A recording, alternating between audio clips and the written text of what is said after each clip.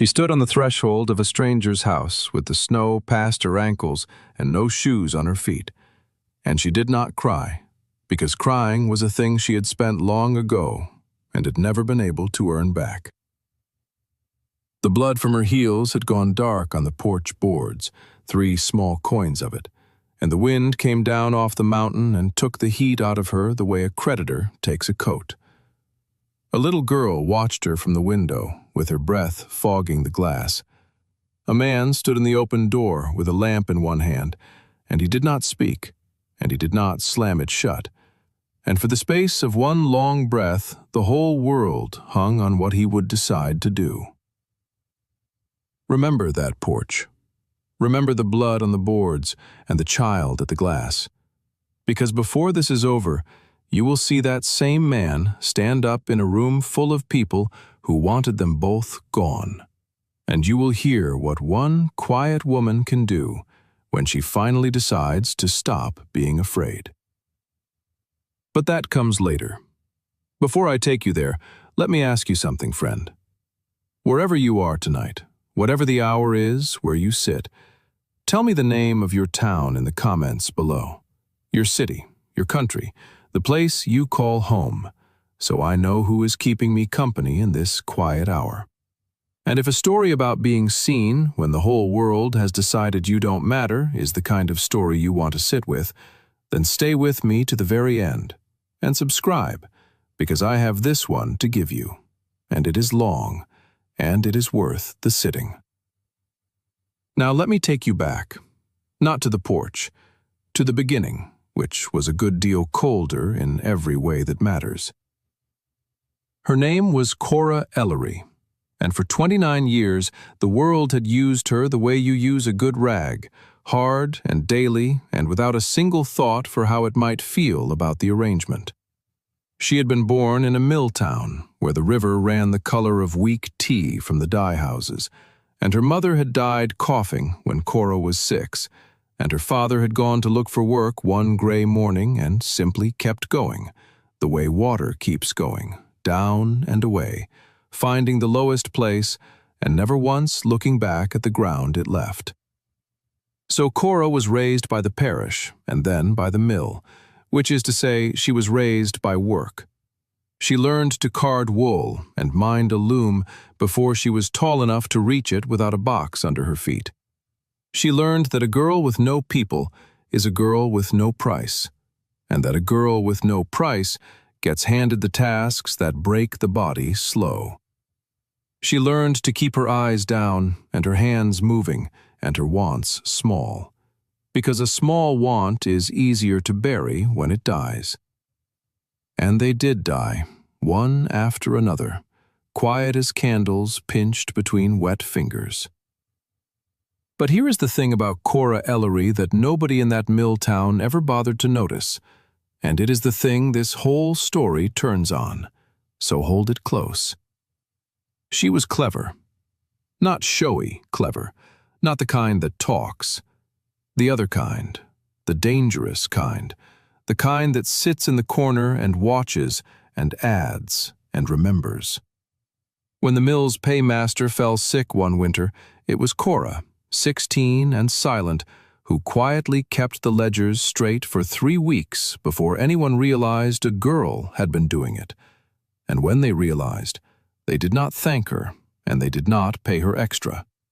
They took the pen back and told her to mind her loom. But she had learned the numbers by then, and numbers, once you truly have them, are a thing no one can take back out of your head. She could look at a column of figures and feel the wrongness in it, the way a farmer feels weather in his knee. That gift would sit unused in her for 13 more years, folded up small like a good handkerchief you are saving for a funeral you hope never comes. She married once. I will tell you that plainly so you are not surprised by it later. She married a man named Tom Ferris when she was 20, because he was kind on Tuesdays, and because a married woman in that town could rent a room instead of sleeping in the mill's boarding hall. And for a little while she let herself believe that kindness on Tuesdays might spread out to fill a week. It did not. Tom Ferris drank, And then Tom Ferris coughed, the same mill cough that took her mother. And in the 4th year of their marriage, she nursed him through a winter and buried him in the spring, and discovered, when the ground had swallowed him, that he had left her nothing but debts and a name that the town now attached to a dead drunk. She was a widow at 24, with no child, no money, and no people. And the mill took her back, because the mill always takes you back. That is the whole cruelty of it. It never lets you leave, and it never lets you rise. So the years went by in that gray, water-colored town, and Cora Ellery got very good at needing nothing, which is a skill, understand, a real and terrible skill. The way holding your breath underwater is a skill. You can get better at it. You can go a long time. But it is not the same as breathing. Then, in the autumn of her 29th year, a woman named Prudence Hatch, who ran the boarding hall and who had a heart bigger than her tongue was kind, sat down across from Cora with a folded newspaper and pushed it over the table and put one thick finger on a small square of print near the bottom of a page. It was an advertisement. It was 3 lines long, and those 3 lines were about to reach 400 miles across the country and pick Cora Ellery up out of her small, dying life and set her, barefoot and bleeding, on a stranger's porch in the snow.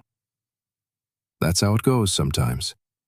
The largest turns of a life come folded into the smallest print. The advertisement had been placed by a man in the Montana Territory, in a valley town called Halgren's Reach, and it did not promise much, which was, oddly, the thing that made Cora trust it. It did not speak of love. It did not speak of a fine house or a rich man or a garden of roses. It said only this: a widower with a young daughter and a working ranch sought a capable, honest woman willing to keep a house and a family in a hard country. That he was not a wealthy man, but a fair one. That he could not offer soft living, but could offer steady work and a roof that held. And that any woman who came would come freely and could leave freely, and would be met at the coach station and treated as a person and not a purchase. Cora read it 4 times. It was that last part that undid her. Treated as a person and not a purchase. She had been a purchase her whole life, bought cheap by the mill and rented by a husband. And here was a stranger 400 miles away, using the exact words her own heart had never been allowed to say out loud. She did not decide to answer it the way you decide to buy a hat. She decided the way water decides, when a wall finally cracks. There was nothing left to hold her back. So she wrote a letter, in her careful, mill-schooled hand, and she told the truth in it, all of it. The widowhood and the debts and the numbers she could keep and the fact that she was not pretty anymore, if she ever had been, and that she was tired but not broken, and that if he wanted a strong pair of hands and an honest heart and no lies between them, she would come. And a man named Silas Ward, 400 miles west, read that letter by lamplight 3 times, the same as she had read his advertisement, and stopped at the same line, though it was a different line for him. He stopped at "not broken," because he knew exactly what it cost a person to still be able to write those 2 words after a life like the one she had drawn. He wrote back. He sent the fare. He sent it out of money he did not really have, and he told himself it was for his daughter. And that was half true, and the other half he was not ready to look at yet. Now let me tell you about the man, and about the child, and about the valley, so that when she finally reaches that porch, you will understand what she was walking into, and why the whole town of Halgren's Reach was already, before she ever arrived, deciding to hate her.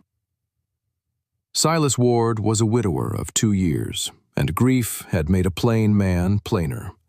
He was 34 and looked older, the way men look older when they work in weather, He had come to the valley 8 years back with his young wife, Ada, and they had built a ranch out of nothing but debt and stubbornness, 400 acres along a creek that ran cold and clean off the mountain. And it was that creek that mattered, though Silas did not yet know how much. Ada had been the bright one, the talking one, the one who could charm the hard-shelled women of Halgren's Reach into something like friendship. She had borne him a daughter, Posy, and then when Posy was 4, a hard winter had brought a fever through the valley, and the fever had taken Ada in 9 days, and it had very nearly taken the little girl, too. And when the child pulled through and the mother did not, something in Silas Ward had gone quiet and stayed quiet. He was not a cruel man, understand that. He was a good man who had simply stopped expecting good things, which from the outside can look like the same coldness, but is not. The daughter, Posy, was 6 now, and she had not spoken more than a handful of words since her mother died. The doctor from the county seat had called it a nervous condition, and charged $3 for the naming of it, and offered nothing to cure it. Posy watched the world with enormous dark eyes, and kept her thoughts behind her teeth, and clung to a rag doll her mother had sewn. And Silas, who did not have the words himself, did not know how to reach across the silence to his own child. And so the two of them lived in that ranch house like 2 lamps in separate rooms, each giving light, neither warming the other. And there was a dog. There is always a dog in a story like this, and this one was named Copper, an old cattle dog with a gray muzzle and 1 torn ear, and an opinion about everyone he met. And Copper had loved Ada, and had grieved her in his own dog way, and had since refused to warm to a single soul who set foot on that ranch. Keep the dog in mind. The dog knows things the people are too proud to know. Now the valley. Halgren's Reach sat in a bowl of the mountains, a town of maybe 400 souls, a main street of plank and false fronts, a church, a bank, a mercantile, a livery, and a big fine house on the hill that belongs to a man named August Crane. And it is time you knew about him, because August Crane is the patient shadow that falls across this entire story. Crane owned the bank. Crane owned the mercantile through a cousin's name. Crane owned paper on half the ranches in the valley, and he wore good broadcloth and shook hands with both of his, and remembered every man's children by name. And he was the sort of man everyone called a pillar of the community. And he was, in the exact way a spider is a pillar of the web. He did not shout.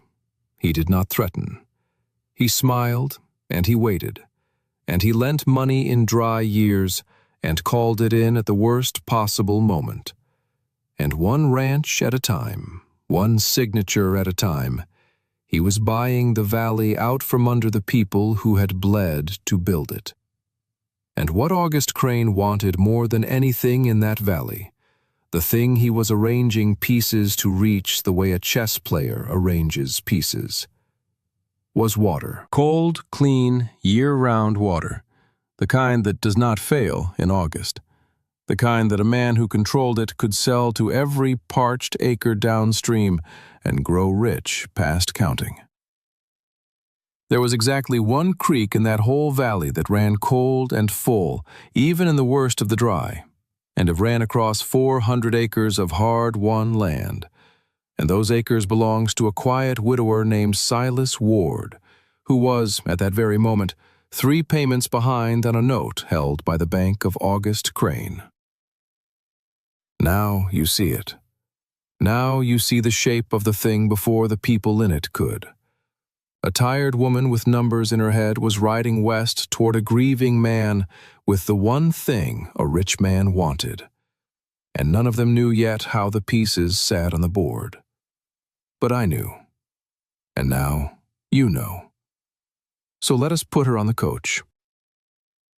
Cora Ellery left the mill town on a morning the color of ash, with one carpet bag holding everything she owned, wearing her one good dress and her one good pair of shoes, sturdy black boots that Prudence Hatch had half sold for her as a parting gift, pressing them into her hands and saying, "Go on then, go be somebody's." And Cora had not trusted her voice to answer. The train carried her 3 days across a country so wide it frightened her. Prairie that ran flat to the edge of the world and then broke, suddenly, into mountains that made her feel like a crumb. And at the railhead, she changed to a stagecoach for the last 2 days up into the high valleys. And it was on that stagecoach that the first cruelty of Montana found her. And it is a cruelty you must understand, because it is why she arrived the way she did. The coach was crowded. Among the passengers was a hard-faced woman traveling with a great deal of luggage and a companion, and a smooth-talking man in a checked suit who said he was in dry goods. And this man in the checked suit took an interest in Cora's boots. Not in Cora, in her boots. Good, sturdy boots, freshly half-soled, and at a rough station stop the second night, in the confusion of cold and dark and changing horses, Cora's carpet bag and her boots, which she had taken off to ease her swollen feet while she dozed, both went missing off the coach. And the man in the checked suit was gone too, on to another road. And the driver was unmoved, and the other passengers looked at their laps. And Cora Ellery understood, with the flat calm of a woman who has been robbed by life so many times that a single theft can barely register, that she now owned exactly the dress on her back, and nothing else in the world. Not the letter, not the money for the return fare, not her mother's thimble, which had been in the bag, not her shoes. I want you to sit with that theft a moment, because it is small as crimes go. A bag and a pair of boots lifted off a coach in the dark. No blood, no violence. The kind of thing that never makes a newspaper. But think what it truly took from her. It took the last thing she owned of her mother. That thimble, worn smooth by a dead woman's finger.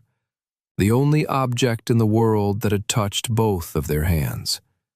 It took her way back, the return fare, so that from that station on she was committed. There was no going home. There had never been much of a home to go to, but now there was none at all. Only forward. Only the stranger at the end of the road. And it took her shoes, which does not sound like much until you are the one standing in the snow. A smooth man in a checked suit took all of that from her, for the price of a pair of half-soled boots he could sell for $1.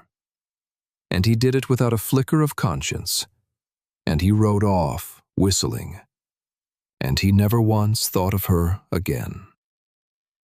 And here is what I want you to notice, because it is the whole shape of Cora's life in one moment. When the theft was discovered, when the other passengers looked at their laps and the driver shrugged, and the truth settled over her that she had been robbed of everything, Cora Ellery did not rage, and she did not collapse.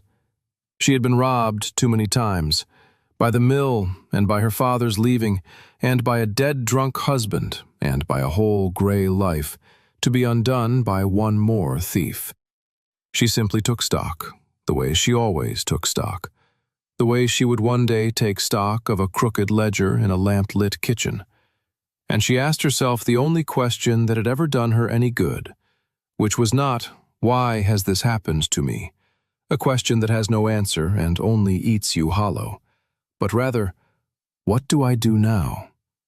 A question that always, always has an answer, even if the answer is only to wrap your feet in a strip of your own petticoat and keep going. What do I do now? Say it with her. It is the finest question a person in trouble can learn to ask, and Cora Ellery had earned it in the hardest school there is, And it was that question, and not luck, and not rescue, that carried her the last barefoot mile through the snow to a stranger's door. Some people, when the world takes everything, sit down in the road, and some people wrap their feet and rise. There is no shame in the sitting, understand. The road is hard and the cold is real. But this is a story about the rising, because Cora rose, and so, I believe, can you. She did not weep. I told you she had spent that long ago. She wrapped her feet in a torn strip of her own petticoat, and she rode the last day of that journey in stockinged, then bare feet. And she told herself that a roof that held was still waiting at the end of it. And she held to that the way a drowning woman holds to a floating plank, with her whole failing strength and no dignity at all. And then the snow began.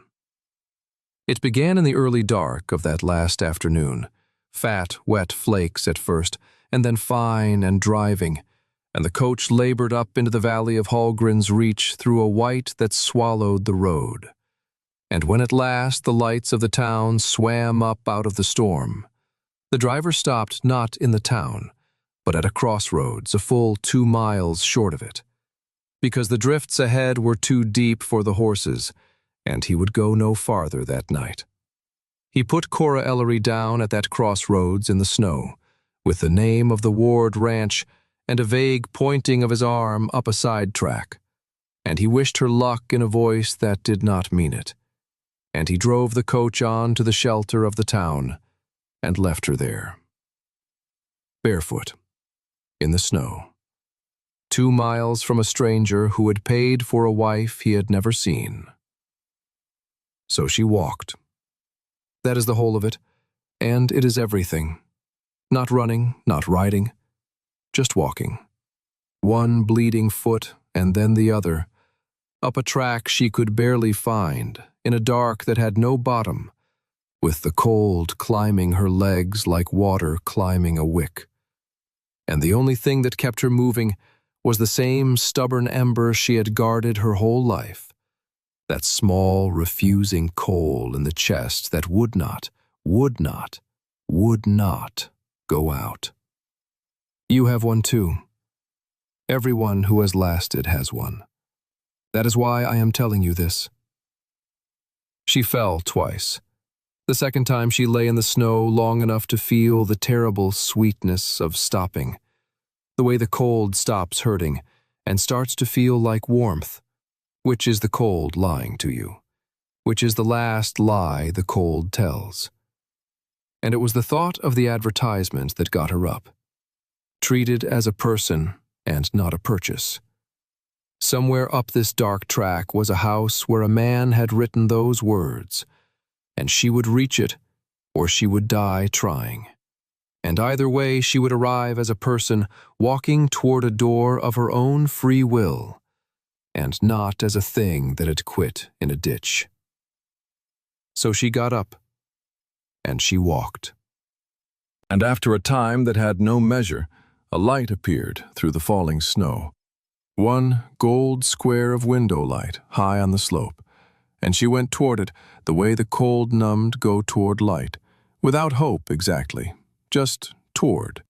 And the light became a window, and the window became a house, and the house had a porch, and on that porch she stopped, because she had reached the end of her strength and the end of the world at the same moment. And she lifted one frozen hand, and she knocked. Inside the house, Silas Ward had already given her up. The coach was late, the storm was bad, and he had told himself, sitting by the fire with his silent daughter, that the woman had not come, that no woman would come to a place like this, that he had been a fool to spend money he did not have on hope he had no right to. He had almost been relieved. Hope was a thing that could still hurt him, and he had wanted very badly to be past being hurt. And then the knock. He rose. Copper, the old dog, lifted his gray head and, strangely, did not growl. Posey came to the window. And Silas Ward opened his door with a lamp in his hand and found a woman standing in his snow with no shoes on her feet and blood on his porch boards, and her lips gone blue, and her eyes, when they found his, holding not a plea but a question, the plainest question in the world. "Is this the place?" And the little girl at the window, who had not said a full sentence in 2 years, looked at the woman in the snow, and something moved behind her enormous eyes. And Silas would swear later that in that first moment, before a single arrangement had been made, before a single word of the story had begun, his daughter's mouth shaped itself silently around a word. He did not slam the door. That is the whole of who he was, told in one act. A colder man, a smarter man, a man protecting a note he could not pay and a heart he could not risk, might have looked at the trouble on his porch and closed the door against it. Silas Ward set down his lamp and stepped out into his own snow in his shirt sleeves and got his arm around a stranger before she fell, and carried her in over his own threshold. And that threshold is where this story truly begins. Though neither of them knew it, and though the whole valley, when it heard, would call it a scandal and a folly, and worse. Let them call it what they liked. Some doors, once you carry someone across them, cannot be uncrossed. He laid her by the fire. He was clumsy with it, a man unused to tending anything soft. He built the fire high, and he fetched blankets that still smelled faintly of a woman 2 years dead, and he chafed her frozen feet in his rough hands, and he cursed under his breath at the state of them, and Posy, his silent Posy, brought without being asked a bowl of warm water, and knelt beside it with her rag doll clutched to her chest, and watched the stranger's face as if she were reading it. Cora drifted at the edge of the dark for a long while, and when at last she surfaced, warm for the first time in 3 days, she opened her eyes to a low log room, a fire, a man's worried, plain face, and a little girl looking at her with an intensity that would have frightened a person less used to being studied. And Cora Ellery, who had been robbed of everything she owned, who had walked barefoot through a mountain's snow, who had every right in the world to weep or rage or ask for pity, did none of those things. She looked at the anxious man and the staring child and the fire and the room, and she took her measure of it all the way she had always taken the measure of things, quietly and completely. And then she said the first words she ever spoke in that house, and they were not what he expected. And they were the exact words that made Silas Ward understand that whatever else this woman was, she was not going to be a burden he carried. She looked at the low iron pot pushed to the cold edge of the hearth, half full of a supper gone gray and lumpen, a widower's poor cooking, and she said, in a cracked and quiet voice, "You scorched the bottom of that." And Silas Ward, to his own astonishment, laughed. It came out of him rough and surprised, the first laugh in longer than he could name, and Posy startled at the sound of her father laughing, and Copper thumped his tail once against the floor, and the storm went on outside. And inside that small, warm room, 4 wounded creatures sat in the first minute of something none of them had the courage yet to call by its name. Now, before I carry you further up into this story, before the town gets wind of her and the shadow on the hill takes notice and the real trouble begins, I want to hear from you. Tell me in the comments where you are sitting tonight, and tell me this too. If you have ever in your life had to walk your own barefoot mile through your own cold dark toward a light you weren't sure was real. Because most of us have, and most of us never say it. Stay with me. It gets harder before it gets better, but I promise you it gets better, and the getting there is the whole point. In the morning, the storm had blown itself out, and the valley lay under 2 feet of new snow so bright it hurt to look at. And Cora Ellery woke in a narrow bed in a lean-to room off the kitchen, under a quilt she did not recognize, with her feet bandaged in clean strips of cloth. And for one long, disoriented moment, she did not know where in her long, hard life she was. Then she remembered. The snow, the walk, the door that had opened. She lay still and took inventory of her body the way she always had, testing each hurt. And she found that her feet throbbed, but her toes all moved, that she had a roof over her, that she was warm, and that she was, against every reasonable expectation, alive. She did not let herself feel more than that. She had learned long ago that gratitude, indulged too early, is just another way to be disappointed. She got up. Her feet would barely hold her, but they held. She found her one dress dried and stiff by the banked fire where someone had hung it, and she put it on, and she looked at the kitchen in the gray morning light and saw it truly for the first time. And what she saw told her everything about the household she had walked into. It was a house that a woman had made and a woman had left. There were curtains at the window, faded now and gone gray with 2 years of no washing. There were shelves built with care and love and left to gather dust. There was a good iron stove, cold and greasy and neglected, and a table with a burn scar in it. And everywhere, in every corner, the particular sad disorder of men and children living without the person who had known where things went. Cora understood a house like that in her bones. It was not a dirty house.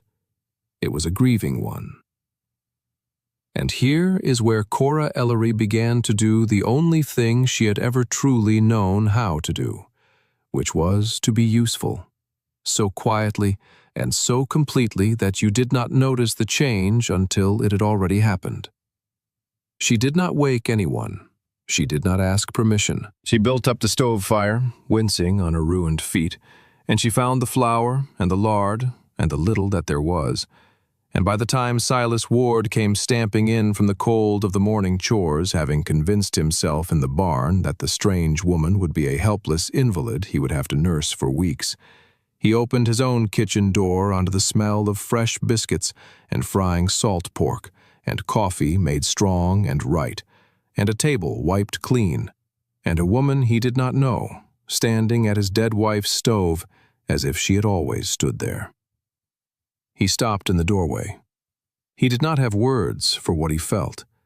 It was too large and too complicated, part gratitude and part grief, and part a guilt he could not have named, because the smell of a proper breakfast in that kitchen was the smell of Ada, and here was a stranger conjuring it. And it hurt, and it healed in the same breath. Cora saw all of that cross his plain face, because she saw everything. And she did not comment on it. She only said, "Sit down before it goes cold. Your girl needs feeding, and so do you." And then a small thing happened that mattered more than any of them understood at the time. Posy came out from the lean-to in her nightgown, silent as ever, and she climbed onto her chair, and Cora set a plate in front of her, a biscuit split and buttered, and a little of the pork cut small. And Posy looked at the plate, and then looked up at this stranger, and Cora did not coo at her or fuss or ask her questions the way the town women did, the way that made the child shrink. Cora simply nodded at her, one person to another, and turned back to the stove. And Posy ate. Every bite. The first full meal Silas had seen his daughter finish in longer than he could remember. He watched his child eat, and he had to look hard at his own plate for a moment, and when he trusted his voice again, he said the thing that men like him say, which is a small thing standing in for a large one. He said, "The biscuits are good." And Cora Ellery, who had spent her whole life having her work taken and her worth denied, felt those three plain words go into her like the first swallow of warm water after the cold. And she filed them away in the careful place where she kept the few good things. And she said only, gruffly, that biscuits were not hard if a body kept the stove clean, which was her way of saying, "You are welcome." And he heard it as such. That is how they spoke, those two, from the very first morning, in small, plain sentences that carried far more than they said. It would be a long time before either of them said a large thing outright, but the small things were already piling up, one on another, like stones laid dry without mortar. And stones laid right like that will hold a wall for 100 years. Over the next days, while her feet healed enough to trust, Cora took the measure of the ranch and the man and the child, and she began, without announcement, to set things right. She scrubbed the grease of 2 years off the stove until it shone. She took down the gray curtains and boiled them and hung them out in the hard, bright cold, and brought them back white. She found the neglected root cellar half spoiled and salvaged what could be saved and threw out what could not, and organized what remained so a person could find a thing in the dark. She mended. Lord, how she mended. The torn shirts and the split seams and the child's dresses let out and taken in, her needle flying with the speed of 20 years at a mill loom. And Silas Ward watched all of this happen with a growing, uneasy wonder, because he had advertised for a housekeeper and a mother for his child. And what had walked barefoot out of the snow was something else, something that unsettled the careful, low expectations he had built his grief around. He had expected to feel like a man who had taken in a charity case. Instead, he felt, more each day, like a man whose house was quietly coming back to life around him. And he did not know how to feel about that. Because a house coming back to life meant that he was coming back to life. And he was not at all sure he had the right or the courage to do that. It was on the 4th day that the first real proof came of what Cora Ellery truly was. And it came, as these things do, from an animal. One of Silas's few milk cows had gone down in the night, bloated and groaning, the kind of sickness that kills a cow by morning and that a struggling rancher cannot afford. And Silas was in the barn at dawn with his sleeves rolled and his face gray, because he knew cattle, but he did not know this. And the nearest man who did was the vet in the county seat 2 days off in the snow. Cora came out to the barn on her mending feet, wrapped in a borrowed coat, and she looked at the cow.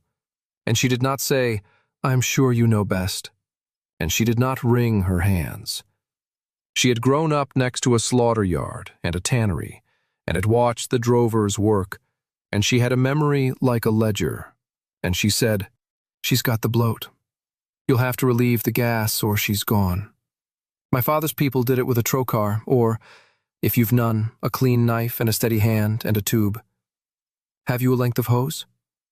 Silas stared at her. Then he did as she said, because there was nothing to lose and a cow to save. And between the two of them, her calm voice directing and his strong hands working, they saved the animal. There in the cold barn, in the gray light. And when the cow at last heaves to her feet and stood swaying and alive, Silas Ward looked across the steaming body of that cow at the strange, quiet woman from the snow. And something in how he saw her shifted for good. He had thought she was a woman who needed rescuing. He was beginning to understand he had it exactly backward. And from the shadows of the barn, old Copper, the dog, who had refused to warm to a living soul for 2 years, walked over to where Cora stood, and leaned his gray body against her leg. Once, briefly, the way that dog used to lean against Ada, and then walked off again as if embarrassed. And Silas saw it, and Cora saw it, and neither of them said a word, but both of them knew that the dog had rendered a verdict, and that the dog was rarely wrong. But a valley is not a ranch, and a ranch does not stay a secret. And by the end of that first week, the word had gone down out of the hills and into Hallgren's reach that the widower Silas Ward had a woman living out at his place, a strange woman, a mail-order woman, arrived in the night with no shoes and no baggage and no proper explanation. And the town, which had pitied Silas in his grief, now found something far more delicious than pity to feel about him. And that thing was judgment.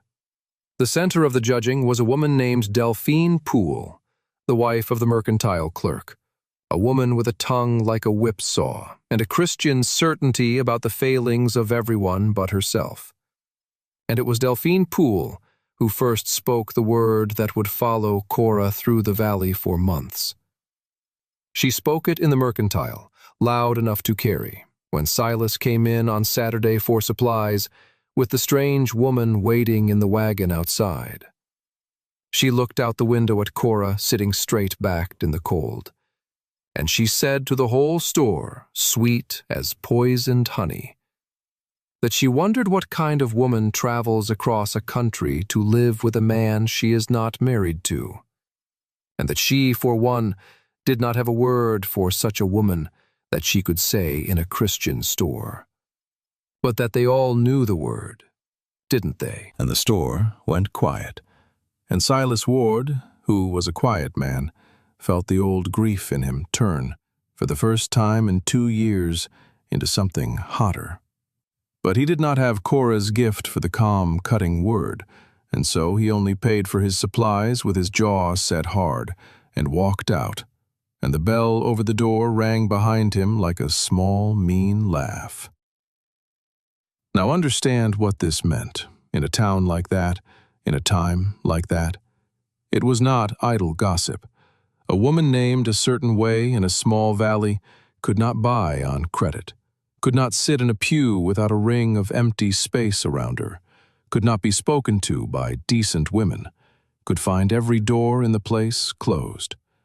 And a man tied to such a woman would find his own standing bleeding away, his word doubted, his welcome cooled. And for a man who owed money to the bank, whose whole survival depended on the goodwill of the community and the patience of his creditor, that bleeding of standing was not a small thing. It was, though none of them saw the hand behind it yet, exactly the kind of weakness that a patient spider on a hill knows how to use. And I should tell you now, plainly, how a man like August Crane comes to be, because it is too easy to make a villain into a monster, and a monster you can dismiss. And I do not want you to dismiss him.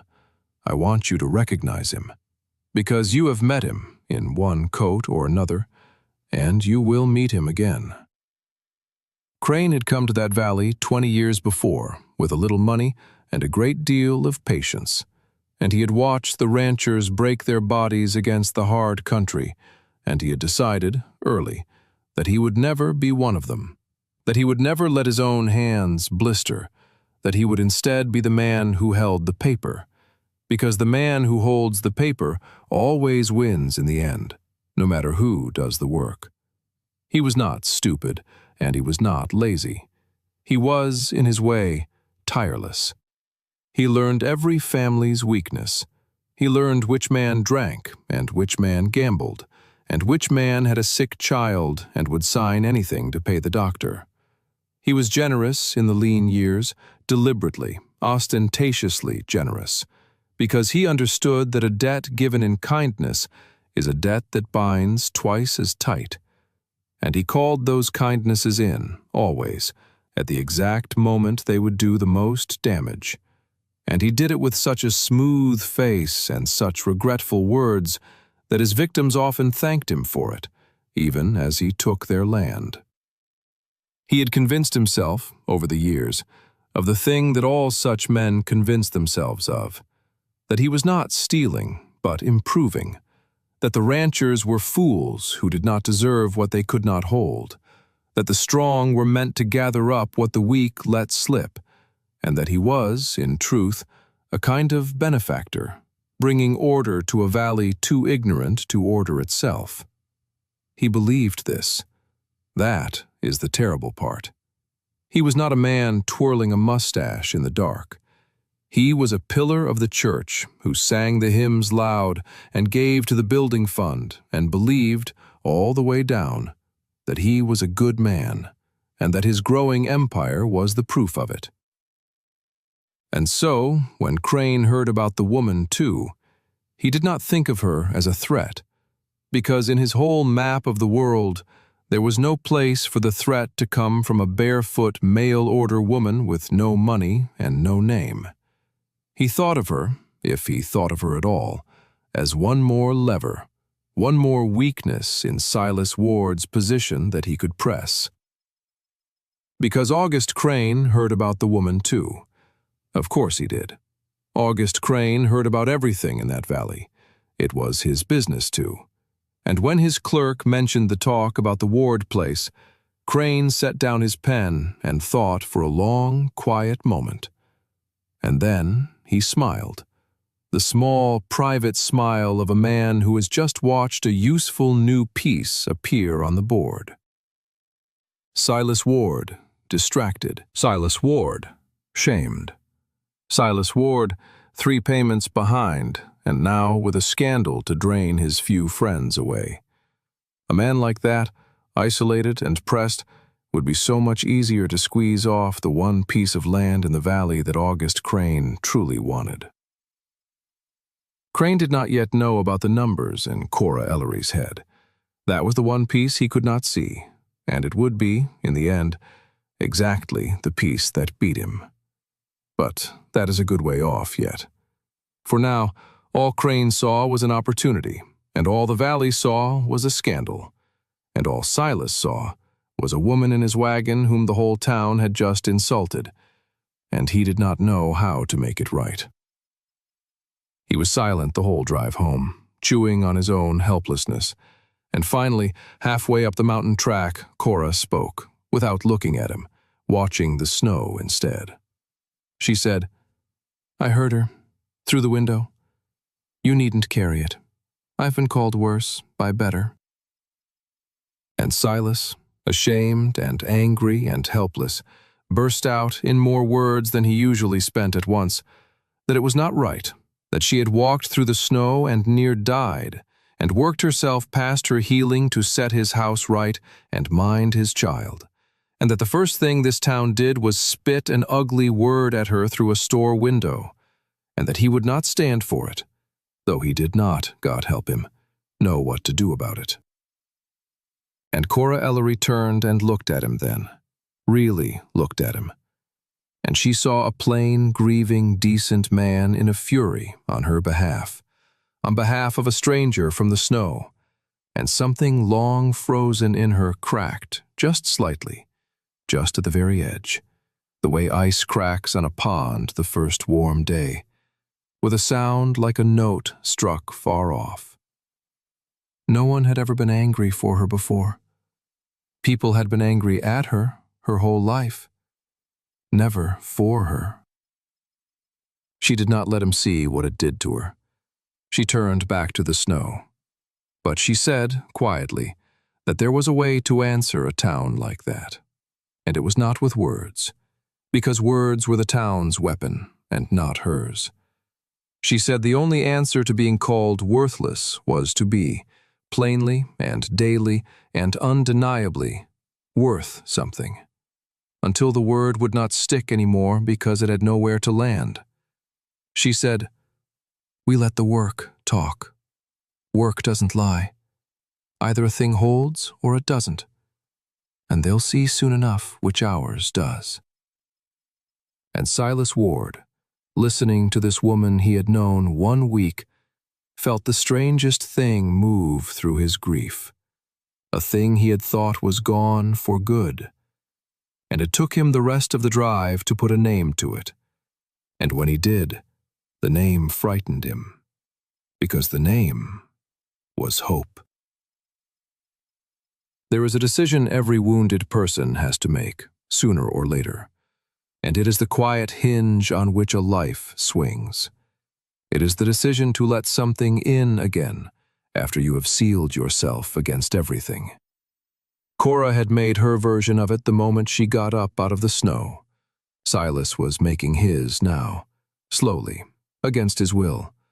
One biscuit and one saved cow, and one furious drive up a mountain at a time. And neither of them said a word about it, because that is not how their kind of people speak. But the deciding was happening all the same, under the plain surface, the way a creek keeps running under the winter ice. They came to the arrangement of the marriage the way they came to everything, plainly. It was Cora who raised it, 3 weeks in, at the supper table after Posey had gone to bed. She said the town's talk would only get worse and would start to cost him at the bank and the church and the store, and that this was not fair, but it was true, and that the simplest answer was the courthouse, a plain civil marriage, no fuss, so that the word Delphine Poole liked so much would have nothing left to stand on. She said it flatly, like a business proposition, because she did not dare say it any other way. She said, "I'm not asking you for anything more than what the paper says, a name, so the town leaves your girl be. You'll owe me nothing you don't already give. I know what I am and what I'm not." And she looked at her plate when she said it, because Cora Ellery, who could face down a bloated cow and a cruel town, could not face the look on a decent man's face while she offered herself as a matter of convenience, as a thing to be accepted for practical reasons, because she had been a thing accepted for practical reasons her whole life, and it had never once stopped hurting. But Silas Ward did not answer the way she braced for. He was quiet a long moment, turning his coffee cup in his rough hands, and then he said something that she did not expect, and that she would turn over in her mind for a long time after. He said, "I didn't write that advertisement for a housekeeper. I told myself I did. But a housekeeper you hire and pay. I wrote it because this house was dead, and my girl was dying quiet in it, and I was too. And I wanted, God forgive me for the selfishness of it, I wanted the chance that somebody might come who wanted to be here. Not need to. Want to." He set down the cup. He made himself look at her. He said, "I'll marry you at the courthouse, and I'll shield you from that town with everything I've got. But I won't have you calling yourself a matter of convenience at my table. You saved my cow, and you fed my child, and you made my dead wife's kitchen a place a man can breathe in again. That's not convenience. Whatever else it turns out to be, it was never that." And Cora Ellery, for the first time since she was a small girl in a mill town, felt her eyes sting with something that was not the cold and not the wind. And she got up quickly and busied herself at the stove so he would not see. And Silas, being the man he was, let her keep her back turned, and pretended a great interest in his empty cup, and that was as close as either of them came that night to saying the enormous thing. And it was enough. It was more than enough. It was a lamp lit in a window that had been dark for 2 years.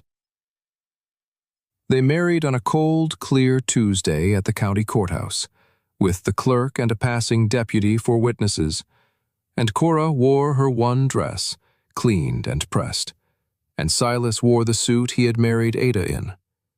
And there was a moment, when the clerk asked for the ring, where Silas hesitated, because he had not thought to buy one, and had not the money for it.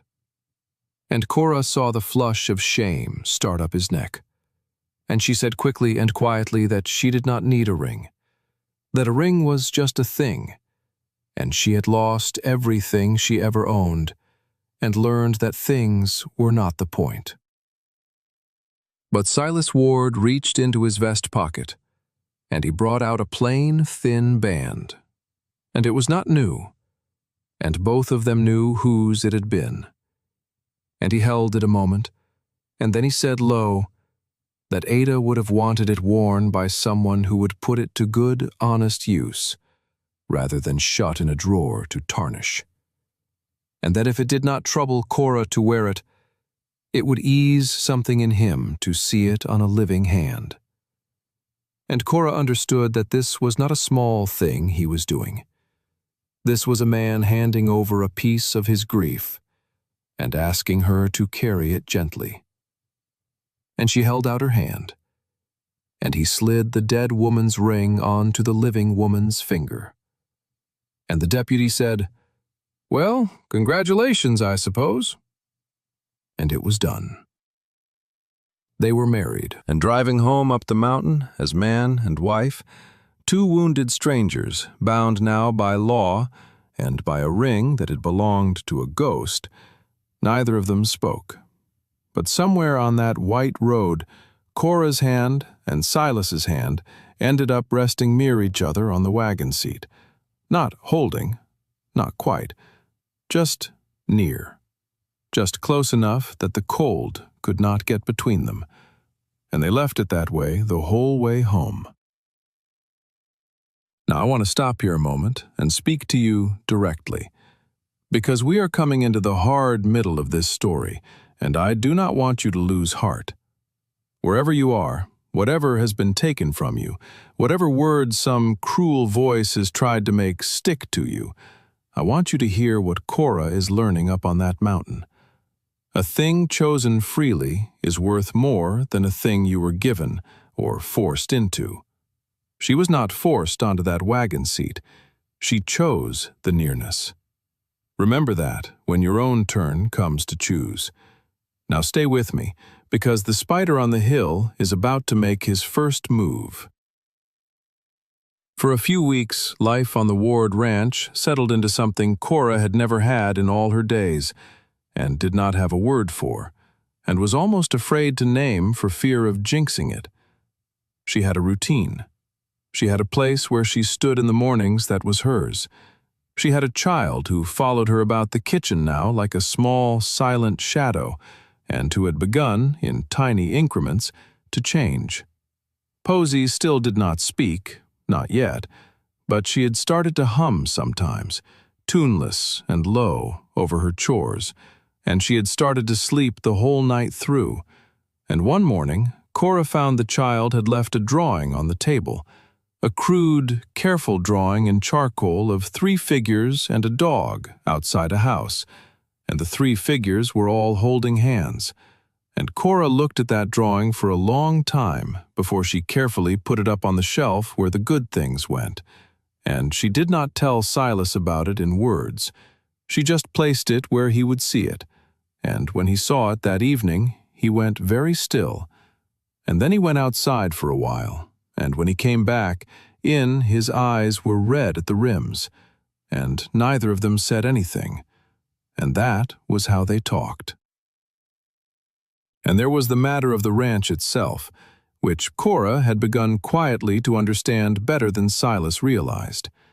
She had asked him, one evening, in the flat, practical way she asked everything, how the ranch stood, meaning the money of it, and Silas had been reluctant, because a man does not like to lay his failures out on the table.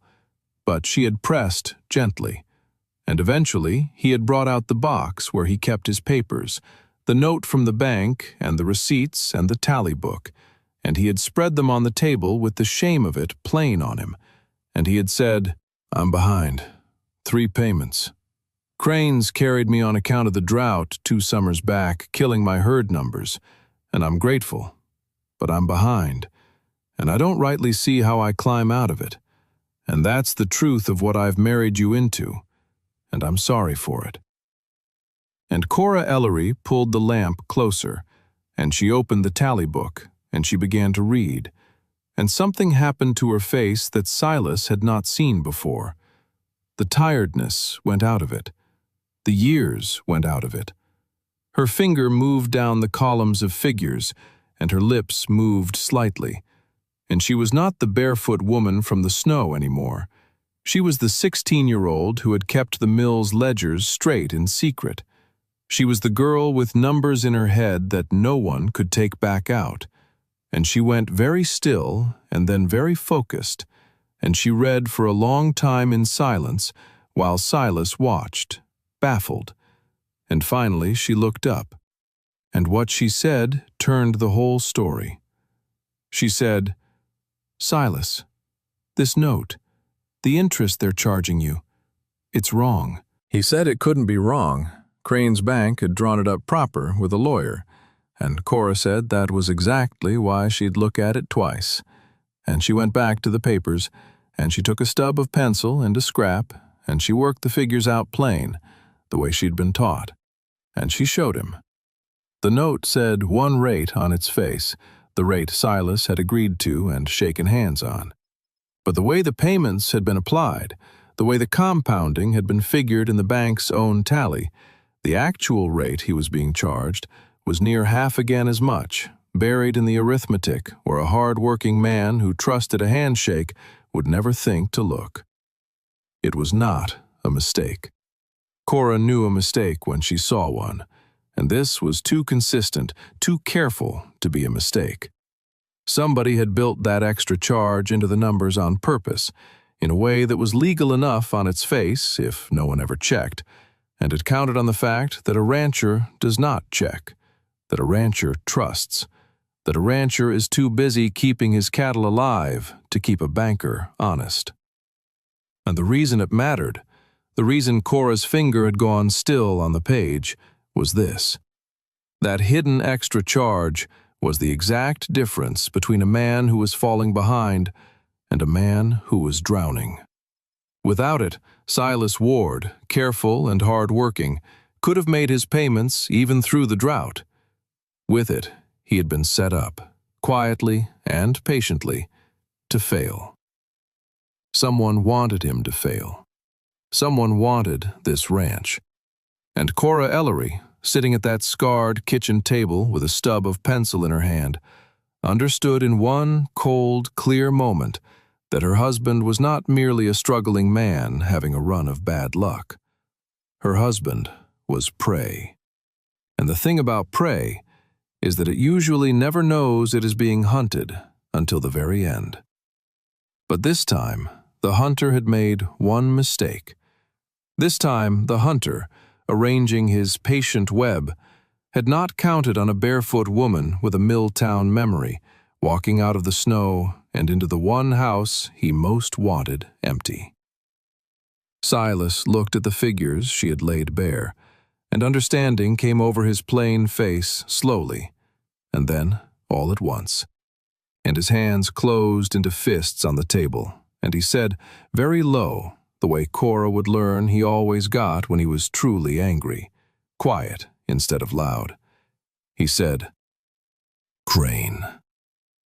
And Cora said, careful, that being cheated and proving you were cheated in a way a court would hear were two very different mountains, and that they would need to climb the second one slow and sure, gathering every paper, every receipt, every figure, building the case the way you build a wall, one stone at a time, so that when the day came, and it would come, they could set it in front of people who mattered, and it would hold.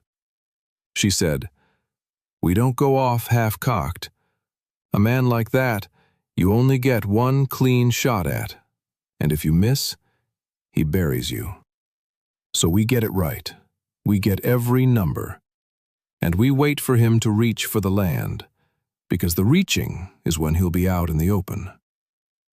And so began the long, quiet work of the middle of that winter, the work you do not see in the fine moments, the tedious, righteous work of a woman at a kitchen table night after night, with a lamp and a pencil, reconstructing years of a struggling ranch's accounts from crumpled receipts and a rancher's rough memory. Building in silence the case that would one day stand up in a public room and change everything. And beside her, more nights than not, sat Silas, learning his own numbers for the first time.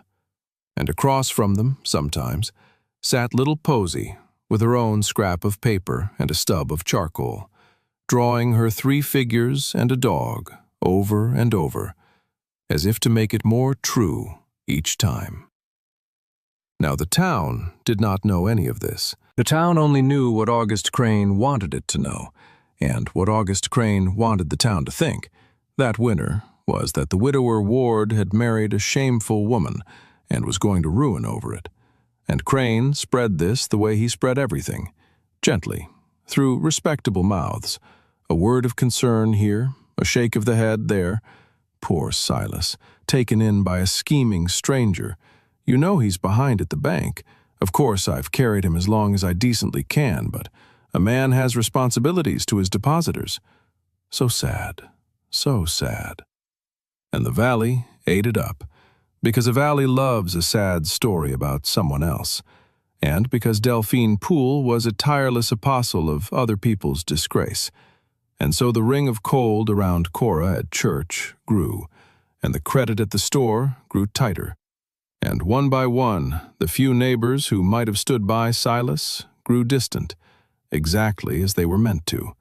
And Silas felt the isolation closing around his family like a drift, and only Cora's flat, steady certainty at the table each night kept him from despair. But not everyone in that valley belonged to August Crane, and this is where I must tell you about the old man, because every story like this has one. The gruff old ally who sees clear when everyone else is blind. And in this story, his name was Enoch Hale.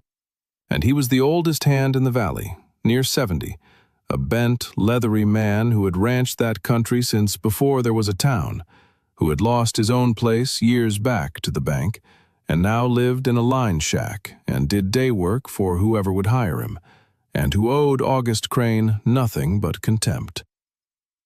Enoch Hale had known Silas since Silas was a green boy fresh to the country, and had liked Ada, and had grieved when she passed, and had watched from a distance as the town turned on Silas's new wife.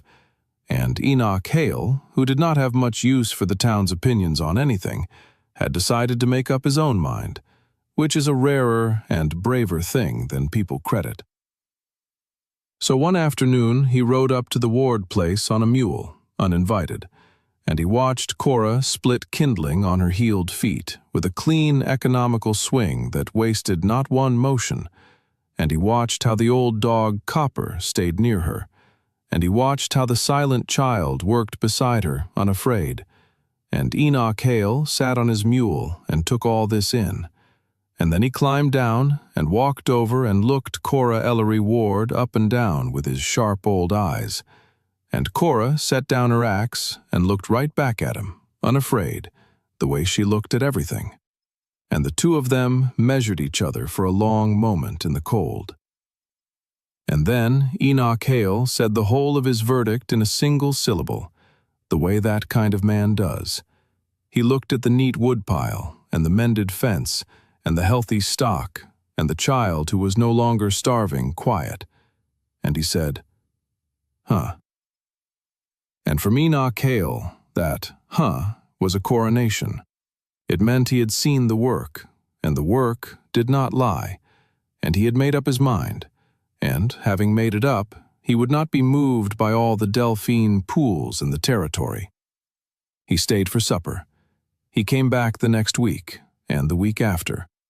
He started doing day work at the Ward place for less than he charged anyone else, though he'd have died before he admitted the reason, and he became, in his gruff, wordless way, the first friend that household had, and the first crack in the wall of cold the town had built around them.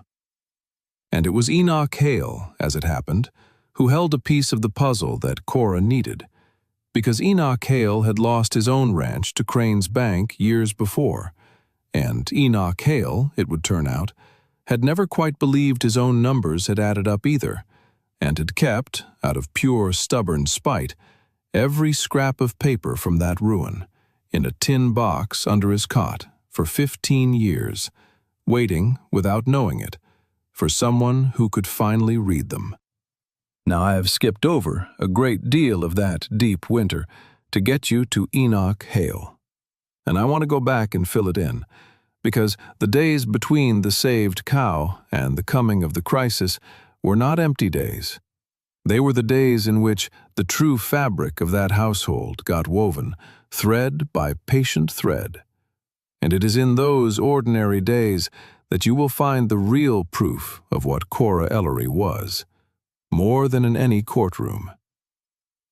So let me tell you about the ordinary days. Let me tell you how a home is actually made, because it is not made the way the town thought, in one scandalous stroke, and it is not made the way the stories usually tell it, in a single grand gesture. It is made the way a wall is made, one dry-laid stone at a time, and if the stones are set true, it will stand 100 years, and if they are not, it will fall in the first hard freeze. And Cora knew stones, and she set every one of hers true. There was the matter of the child's learning, first of all.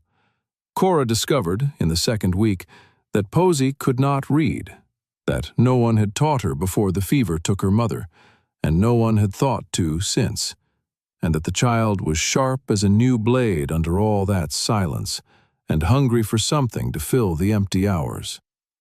So Cora, who had been taught her own letters in a mill charity school between shifts, began to teach the girl in the evenings by the fire, with a stub of charcoal and a scrap of old feed sack for a slate. And she did not make a lesson of it, because she knew a frightened child will run from a lesson. She made a game of it, a quiet game, and Posey took to it like a seedling takes to spring, and within a month the child who had not spoken in 2 years was silently spelling out the words on the flour sack and the seed packets and the one book in the house, which was a Bible with a family record in the front that Cora read to her, the names of the dead and the living both. And Posey would put her small finger on her mother's name where it was written and trace it, over and over, learning her letters and her losses in the same hour. And Cora let her, because she understood that a child, like a grown woman, has to be allowed to carry her grief in her own hands before she can set it down. And Silas, coming in from the cold to find his daughter bent over a scrap of sack, sounding out words by firelight, had to turn away more than once and busy himself with his boots, because the sight of it undid him. The sight of his girl coming back to life, and he did not have the words to thank the woman who was doing it. So he did what he could do. He started leaving small things where she would find them. A handful of the first crocuses that came up by the south wall, set in a cup on the window-sill without a word. A new tin of tooth powder from the store when he saw hers was low. The good chair moved without comment to the warm side of the fire where she liked to do her mending. And Cora saw every one of these small, wordless gifts for exactly what they were, and filed each one in the careful place where she kept the few good things. And that place, which had been near empty her whole life, began that winter to fill. There was the matter of the food, too, and I dwell on it because food is how a certain kind of person says the things they cannot say.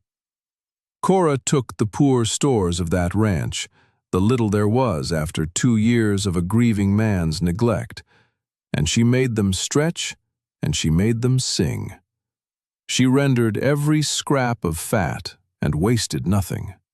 She made bread that filled the whole house with its smell, so that Silas would find himself standing still in the barn just to breathe it in on the cold air. She put up what she could, and she traded what she could, and when the store cut their credit, she simply made do with less, and did it so seamlessly that Silas did not know for weeks how thin she was cutting it to keep good food in front of him and his child. And there came a Sunday, early on, when she made a dried apple pie out of the last of the withered apples in the salvaged cellar, a small triumph of a pie conjured out of nearly nothing, and she set it in front of Silas, and he ate a slice, and he was quiet a moment. And then he said the highest thing he knew how to say. He said, "Supper was good." Though it had been the pie and not the supper, and Cora understood that supper was good had become, between them, without either of them deciding it, the way he said a great many things. Thank you, and I see you, and I am glad you are here, and something else, too, something neither of them was ready to name. And it became their private shorthand, that plain sentence, repeated across the seasons, carrying more each time it was said. And there was the young hired boy, Tobias. And I have not told you about Tobias yet, and I should, because he is part of how the town began to turn. Tobias was 15, an orphan like Cora, bound out to a hard farmer down the valley who worked him like a mule and fed him like a dog. And he had run off in the worst of the winter, half-starved, and it was Cora who found him in the Ward barn one morning, curled in the hay for warmth, expecting a beating, braced for it the way only a child who has been beaten expects it. And Cora Ellery looked at that boy and saw herself, saw every discarded, underestimated child the world uses up and throws down. And she did not call for Silas, and she did not send for the law. She brought the boy into the kitchen and fed him, and she said nothing about where he had come from. And when Silas came in and understood the situation, Cora looked at her husband over the boy's bent head, one steady look. And Silas, who did not slam doors, understood, and made a place for Tobias in the bunk in the tack room, and the boy stayed, and became, in time, as fierce and loyal a hand as any rancher ever had. And it was Tobias, later, who would ride 4 days without sleep to make sure the examiner's letter reached the capital when Cora feared the local post could not be trusted. But that comes later. For now, know only that the Ward Ranch, which the town believed to be a den of shame, was quietly becoming the one place in that whole valley where the discarded were gathered up, the orphaned boy and the silent child, and the ruined old man and the mail-order woman, and the one-eared dog no one else could love. A whole household built out of exactly the people the world had decided it did not want. And it was, though none of them would have used the word, the happiest house in Hallgren's reach. The town noticed, slowly. It could not help but notice. Because a thing that is truly good has a way of leaking out around the edges of even the meanest gossip, and people began to see things they could not square with the story they had been told. They saw the orphan boy Tobias, once ragged and starved, come into church one Sunday in a mended, clean shirt with meat on his bones, and stand up straight, and they knew whose doing that was. They saw the silent Ward child humming to herself in the mercantile, humming, that child who had not made a sound in 2 years, and they knew whose doing that was, too. They saw old Enoch Hale, that leathery hermit, riding down of an evening from the Ward place with something eased in his bent old shoulders that had not been eased in years. And a few of them, the ones whose hearts had not been entirely eaten by Delphine Poole's version of things, began quietly to wonder if they had been wrong. It is a slow thing, a town changing its mind. It does not happen in a day, and it does not happen because you argue it into happening. It happens the way a thaw happens, invisibly at first, a drip here and a drip there, long before the ice breaks and goes out with a roar. And all that winter, under the frozen surface of the valley's judgment, the thaw was already beginning. One witnessed kindness at a time, though no one, least of all Cora, could yet see it. But I am getting ahead of the story, and the story earns its turns slowly. So let me bring you back to the deep of that winter, and to a night that mattered. A night by the fire, when the three of them, man and wife and child, sat together after the numbers were put away, and the true histories finally came out. Because you cannot build a real life with someone across a wall of things unsaid. And the time had come, at last, to say them. It was Posy who started it, in her way. She had brought her mother's rag doll to Cora that evening, and the doll's seam had split, and Cora had taken out her needle and mended it there by the fire while the child watched. And when it was done and Cora handed it back, Posy held it and looked at the fire a long while. And then she did a thing she had not done in 2 years. She spoke. In a small, rusty, unused voice, barely a whisper, looking at the doll and not at either of them, she said, "Mama made her." And the room went utterly still. Silas froze with his coffee halfway to his mouth. Copper lifted his head. And Cora Ellery, who understood better than anyone alive what it costs to let a locked thing open, did not gasp or cry out or make a fuss that would frighten the child back into her silence. She simply said, softly, as if children spoke to her every day, "She did a fine job. Good even stitches. Your mama had steady hands." And Posy, encouraged, said, still to the doll, that her mama used to sing, and that she couldn't remember the song anymore, and that this made her sad. And her small face crumpled, and Silas made a broken sound and reached for his daughter, and the child climbed into her father's lap for the first time in longer than he could bear to count, and wept the small, terrible tears of a child who has held grief too long alone. And Silas held her, and could not speak. And Cora sat with them in the firelight and let them have it, the healing that is disguised as breaking. And after a while, when the worst had passed, she began very quietly to hum. She did not know Ada's song. She could not have. But she hummed an old, low tune from her own mill town, a tune the weaving women used to hum over the looms, a plain, sad, hopeful working tune. And Posy went still against her father's chest and listened. And Silas listened. And the fire burned. And outside, the winter held the valley in its fist.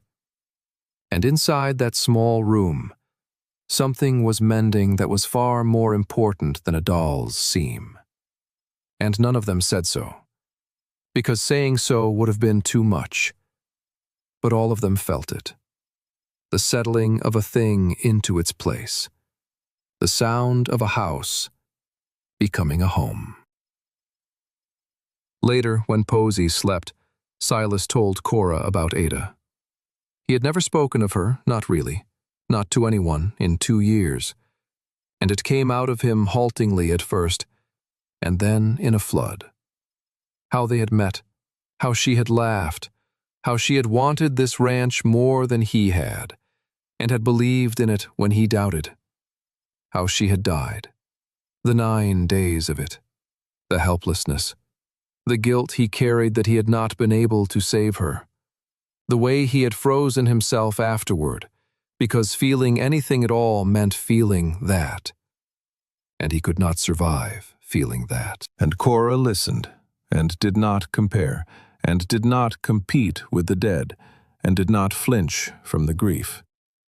And when he was done, she told him her own history, all of it, the mill, and the father who walked away, and Tom Ferris, and the debts, and the years of needing nothing. And the two of them traded their wounds across the firelight the way you trade goods at an honest market, plainly, without shame, each accepting what the other laid down. And by the end of that night, they were no longer two strangers bound by a paper. They were two people who knew each other's worst and had not turned away. That is a kind of marriage that many people who marry for love never reach at all. Before we go on, let me step out of the story for just a breath, because we are at the middle of it now, at the turn where the quiet part ends and the hard part begins. And I do not want to cross that line without you beside me. I want to know what country you are listening from today. Truly, type it below. The name of your country, the name of your town, so that all of us sitting in this quiet hour, wherever we are, in whatever weather, can see each other for a moment, across all that distance. Because that is what this whole story is about when you get down under it. It is about being seen. Cora Ellery spent 29 years unseen, a pair of hands the world used and never looked at. And the whole of her healing was simply this, that a plain, grieving man finally looked at her and saw a person. And I would wager that you know something about that yourself. I would wager there has been a stretch of your own life where you did the work and carried the weight, and no one truly looked at you. No one said your name as if it mattered. If that is you, then let this be the hour someone sees you. I see you. Whatever you have carried unnoticed, whatever you have held together with nobody thanking you for it, I see it, and it counted, and you are not a pair of hands. Now stay close, because the man on the hill is done waiting, and the hard part starts here. And let me tell you one more thing about Cora's history before we go on, because she told it to Silas that same night by the fire, and it explains the thing in her that would let her stand up in a public room and not flinch. She told him about the paymaster's ledgers, about being 16 and keeping the mill's books in secret for 3 weeks and having the pen taken back without a word of thanks. And she told him what that had taught her, which was not bitterness, though she'd have been owed it, but something harder and cleaner. It had taught her that the men who ran that mill were not smart. They only wanted her to believe they were, so that she would never think to check their arithmetic. And she had checked it, at 16, in secret, and she had found it wanting even then. And she had learned the single most dangerous lesson a powerful man can let a quiet woman learn, which is that the numbers do not care how fine your coat is. The numbers are the same for a mill girl as for a magistrate, and any person willing to sit down and add them up honestly holds a power that no amount of broadcloth can take away. She said, "They teach you to be afraid of ledgers so you'll never open one. But a ledger is just the truth written down. It can't lie unless somebody makes it lie, and once you know what an honest one looks like, you can always find the place where a dishonest one went wrong." And Silas Ward listened to his wife say that by the firelight, and he understood, for the first time, that the woman he had married was not merely capable and not merely kind.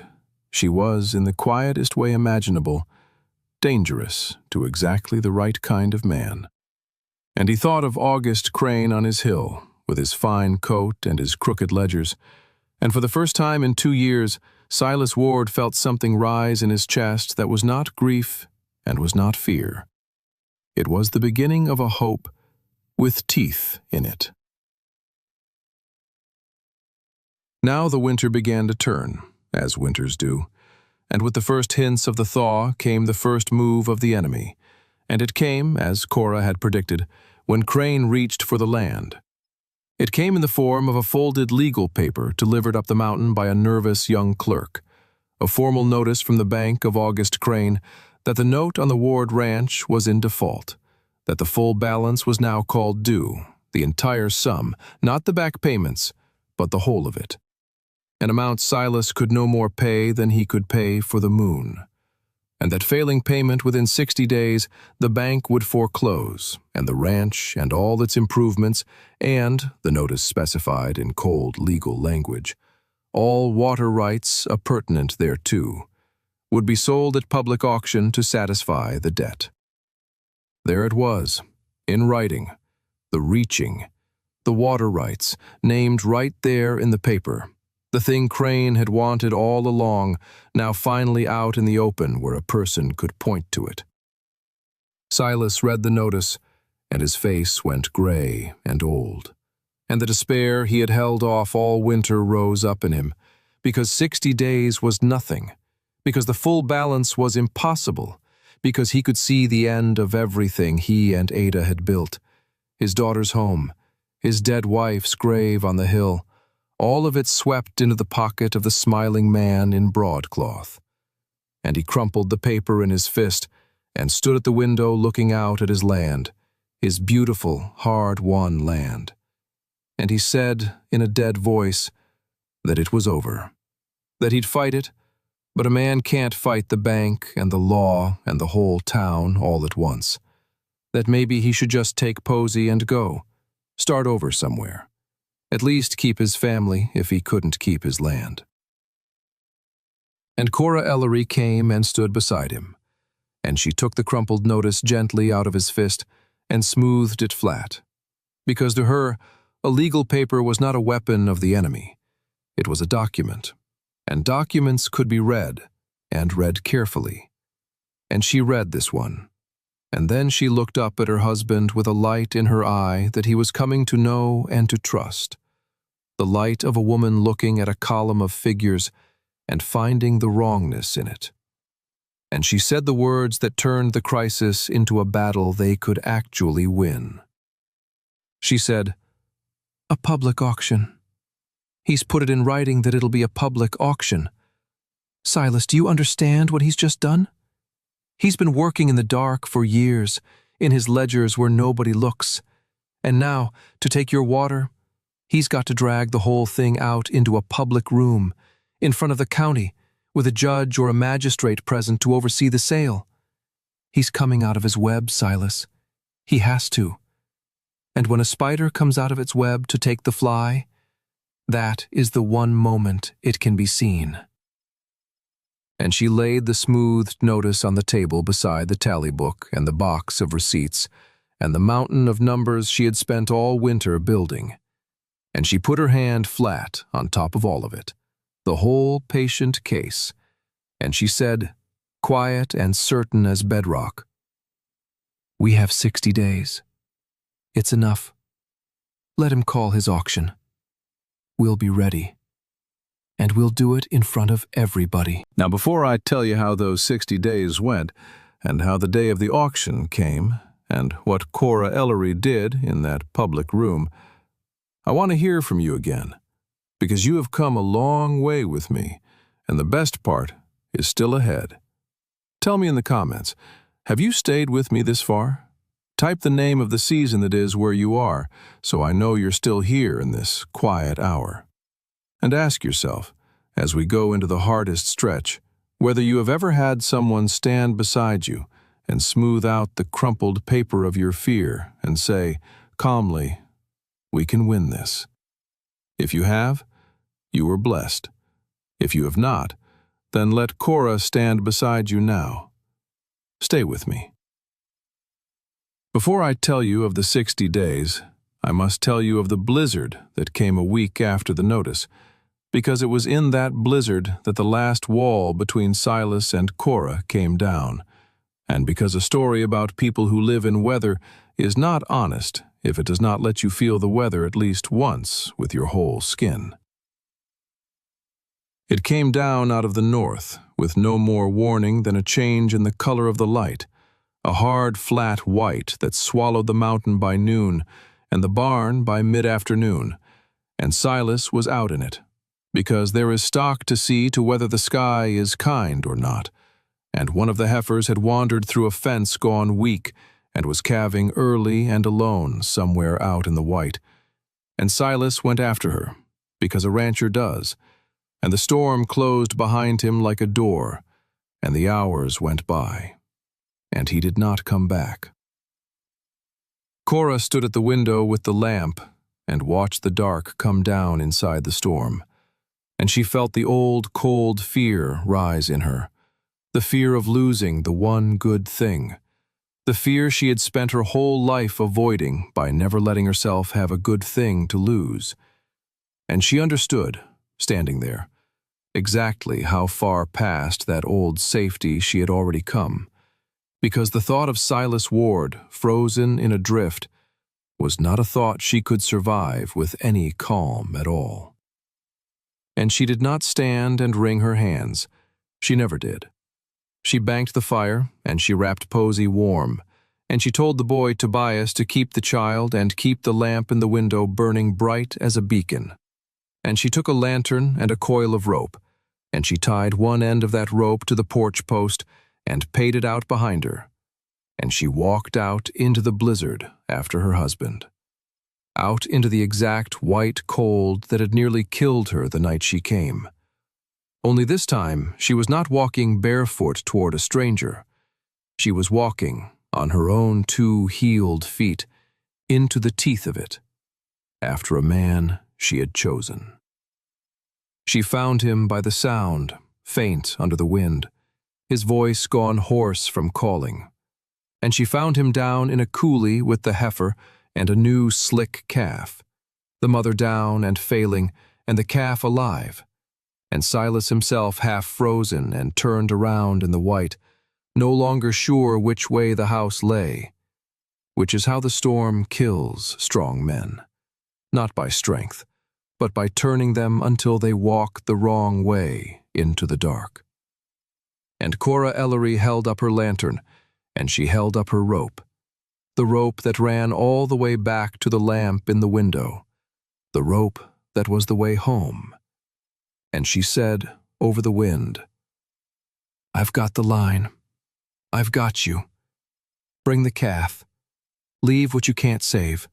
Follow me, and don't let go." And Silas Ward, who had spent 2 years being the one who carried and never the one who was carried, took hold of that rope and let a woman lead him home through the dark, the calf across his shoulders. And it was the hardest and the humblest and the finest walk of his life, hand over hand along a thin, wet rope through a howling white nothing, trusting that the woman ahead of him knew the way. And she did. She always did. And the lamp swam up at last out of the storm, gold and steady in the window where the boy had kept it burning. And they came in over the threshold together, iced to the bone and alive. And Posey flew at them both, and old Copper barked himself hoarse, and they got the calf warm by the fire, a spindly, wet thing that lived. And the mother, as it happened, lived too, because Cora went back out along the same rope in the worst of it, and would not leave a suffering animal to die alone in a ditch. And that is simply who she was, all the way to the bottom. Later, thawed and dry, the household asleep, Silas found Cora by the fire, and he did not say supper was good, and he did not say thank you, both of which were too small. He stood there a long moment, this plain man who had walked home on her rope, and then he reached out, and he took her hand, and he held it against his chest, over the place where the heart is, so she could feel it beating, alive because of her. And he said, low and rough, "I'd have died out there. You know that. I'd have walked the wrong way and laid down in the snow, and that would have been the end of it. And Posey an orphan twice over. And you walked into that for me. You walked into the exact thing that near killed you. Nobody's ever." And here his voice broke, and he could not finish it, the sentence too large to voice. He said. And then he gave up on words entirely, the way their kind of people do when the feeling outruns the language. And he simply held her hand over his beating heart and let the silence say the rest. And Cora let it, and the fire burned down, and outside the storm blew itself out at last against the mountain, and inside, 2 people who had each learned to expect nothing, sat holding on to the astonishing fact of each other. So when the 60 days came, they did not come to two strangers bound by a paper and a scheme. They came to a family, welded now in weather and in grief, and in the long, patient work of ordinary days. And that welding is the reason they could not be broken, and it is the whole quiet secret of how the war was won before a single word was spoken in that public hall. The 60 days were a war fought in silence and paper. Cora Ellery worked like a woman possessed, but hers was a quiet possession, the kind that shows itself as a lamp burning late in a window, and a stub of pencil worn down to nothing, and a woman's careful hand filling page after page. She reconstructed the entire history of the Ward note, every payment, every application of interest, and she proved in figures a school child could follow, the hidden overcharge, the false rate buried in the compounding. But she did not stop there, because Cora understood that one cheated rancher could be dismissed as a misunderstanding, a clerical error, a confused man who did not grasp his own agreement. What could not be dismissed was a pattern. And so she went, quietly, with Enoch Hale as her guide and her witness, to the other ranchers of that valley, the ones Crane had already ruined, and the ones he was in the middle of ruining. And one by one, at their kitchen tables, she asked to see their papers. It was slow and it was delicate, because these were proud people, and being cheated makes a proud person ashamed, as if the cheating were their own fault for trusting, which is the cruelest part of how it works. But Enoch Hale vouched for her, and Enoch Hale was known, and one by one the tin boxes came out from under the beds, and the crumpled notes came off the high shelves, and Cora Ellery sat at each table and read each set of figures, and at table after table she found the same thing. The same buried overcharge, the same false rate, the same careful hand tilting every number by just enough in the same pattern in Crane's bank, across a dozen ranches over a dozen years. It was not bad luck that it emptied that valley of its old families. It was theft. Patient, legal-looking, systematic theft, dressed in broadcloth and called banking. And Cora Ellery was the first person in the history of Hallgren's Reach to sit down and add it all up in one place. And here, Enoch Hale's 15-year-old tin box became the keystone, because Enoch's papers were old enough to show the pattern had been running for years, and because Enoch, unlike the others, had nothing left to lose and every reason for spite, and would stand up in any room in the territory and say so. Cora took all of it, a dozen ranches worth of figures, and she built it into one document, one clean, terrible ledger of a man's whole crime, written in a mill-schooled hand so plain that no lawyer could fog it. And she made 3 copies, because she had learned long ago that a thing worth having is worth having in triplicate, and she hid the copies in 3 places, and she told no one but Silas and Enoch what she had. And it was on one of those rounds, going table to table with Enoch Hale to read the ruined rancher's papers, that the town's slow thaw finally broke open. And it broke open not over numbers at all, but over a birth. And I want to tell it to you, because it is the moment the valley truly turned, and it turned the way these things always truly turn. Not because Cora argued her worth, but because she was simply, undeniably, there when it mattered.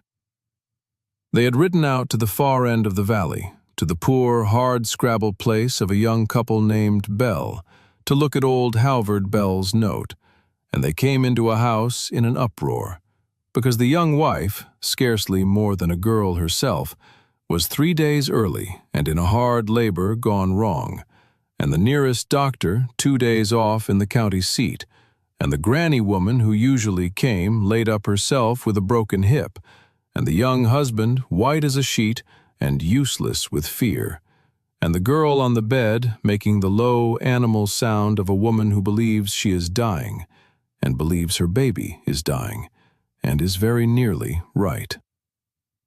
And Cora Ellery, who had grown up in a mill boarding hall crowded with women, and had seen more hard births in the corners of poor rooms than any doctor in that territory, took off her coat and rolled her sleeves and washed her hands and went to that girl, and she was calm. She was so calm. The deep, steady calm of a person who has been in bad rooms before and did not run. And her calm went into that panicked house like warmth into cold hands.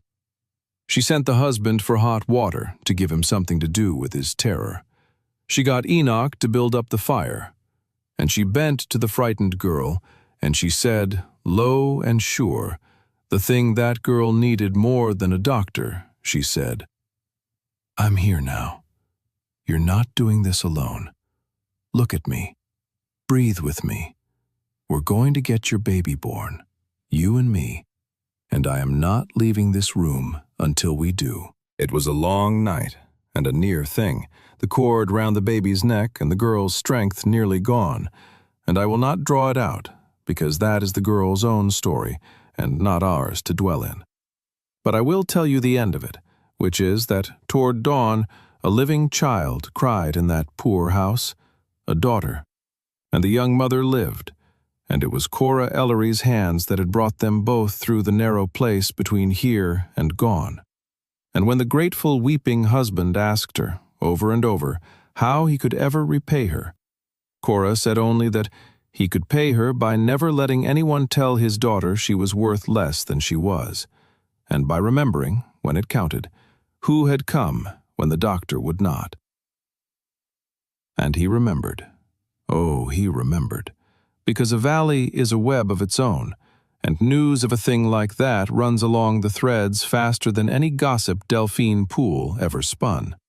And by the end of that week, the whole of Hallgren's Reach knew that the scandalous mail-order woman, the one they had frozen out of their church and cut off at their store, had ridden through the cold to a poor couple's house and saved a mother and a baby that would both be in the ground now if she had stayed home to nurse her own grievance against the town. And you cannot hold a woman like that in contempt. You can try, but it curdles in your mouth. The story of the ugly word through the store window began, that week, to be told a different way, told with shame now by the tellers, and the ring of cold that had formed around Cora in every public room began, at last, to break up and drift, one thawed heart at a time, so that when the day of the auction came, and Cora Ellery stood up to speak, the room she stood up in was no longer entirely against her, and she knew it, and that knowing was one more stone under her feet. But she did not do it for the town's approval. Understand that. It matters. She did not save that baby to win the valley, and she would have saved it just the same if not one soul had ever heard of it, because that is the difference between a person who does good to be seen doing it, and a person who simply does good because a suffering woman was in front of her, and there was work worth doing. The approval came, but the approval was never the point, and it is exactly because it was never the point that it came at all. There is a lesson folded in there, and I will let you find it yourself. But numbers alone, she knew, would not be enough. Numbers had to be heard by someone with the power to act, and the local magistrate, a soft, round man named Peabody, ate Sunday dinner at August Crane's fine house on the hill twice a month, and could not be trusted to see wrong in his host. So Cora did the boldest thing of that whole winter. She wrote a letter. She wrote to the territorial authority in the capital, to the office that chartered and oversaw the banks, and she laid out, plainly and without heat, that a bank in Hallgren's Reach was systematically defrauding its borrowers through falsified interest, and that she had the figures to prove it across a dozen accounts, and that a foreclosure auction was scheduled that would complete the theft of a valuable water right, and she respectfully requested that an examiner be sent to observe the proceedings and review the evidence. And then she waited, through the long silence of the mails, not knowing if anyone would come, not knowing if her letter would even be read. And this waiting was the hardest thing of all, harder than the snow, because in the snow she had only had to keep her own feet moving, and now she had to keep an entire family's hope alive on the thin chance that a stranger in a far-off office would care. Meanwhile, the town closed in. As the auction neared, Crane tightened every screw. The store cut off the Ward credit entirely. Word went round that anyone who did day work at the Ward place would find their own credit reviewed. And one by one the few hands fell away. All but Enoch Hale, who could not be threatened because he had nothing and feared no one. Delphine Poole reached new heights of poisoned concern. And Crane himself, twice, rode up the mountain in his fine buggy to pay what he called a neighborly call, all smooth sympathy, to suggest to Silas that he take a settlement, walk away quiet with a small sum in his pocket and his dignity intact, rather than face the shame of a public auction. It was a generous offer, Crane said, more than the law required, made purely out of respect for Silas's late wife and his poor motherless child. And each time, Silas, who had learned from Cora that the angriest a decent man gets is the quietest, looked at August Crane and said softly, "No." And Crane's smooth smile flickered, just slightly, each time. Because a man who will not take a generous offer is a man who might know something. And that was the one thing August Crane could not abide, the thought that the fly might see the web. On the second visit, Crane's eyes went past Silas to where Cora stood in the doorway, and he looked at her for the first time, really, the strange woman from the snow, and something cold and calculating moved behind his pleasant face. And he tipped his hat to her and called her a credit to her husband in a hard country. And Cora Ellery looked back at him with her flat, unreadable ledger-keeper's eyes, and said only that it was kind of him to say so, and gave him nothing, not one flicker. And August Crane drove back down the mountain that day faintly, unaccountably, unsettled, though he could not have said why. And the reason he could not say why was that he had spent his whole life reading people for weakness and greed and fear. And he had just looked into a face that showed him none of the three. And men like Crane do not know what to do with a person who wants nothing they can take away. The night before the auction, the family sat together one last time by the fire, and it was quiet, and the quiet was heavy, because the examiner from the capital had never answered, no rider had come, and all Cora had was her 3 copies of the truth, and no certainty that anyone with power would be in that room to hear it. She had gambled everything on being able to make the truth heard in a public place, and now the public place was hours away, and she did not know if she had built a bridge or walked her whole family off a cliff. Silas saw the fear she would not speak, because he had learned to read her now, and he reached over and took her hand, the way their hands had rested near each other on the wagon seat the day they married.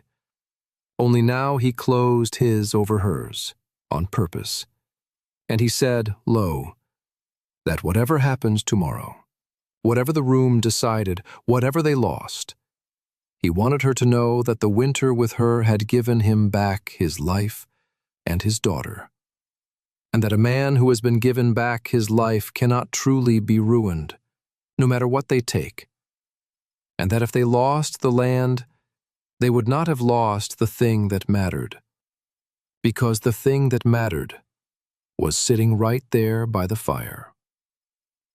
And Cora Ellery, who had spent her whole life needing nothing, felt the last of the ice go out of her heart all at once, the whole frozen pond of it breaking up and floating free. And she turned her hand over under his, so that they were palm to palm. And she said the truest thing she had ever said. She said, "I walked barefoot through the snow to get here. I'm not afraid of a room full of townsfolk.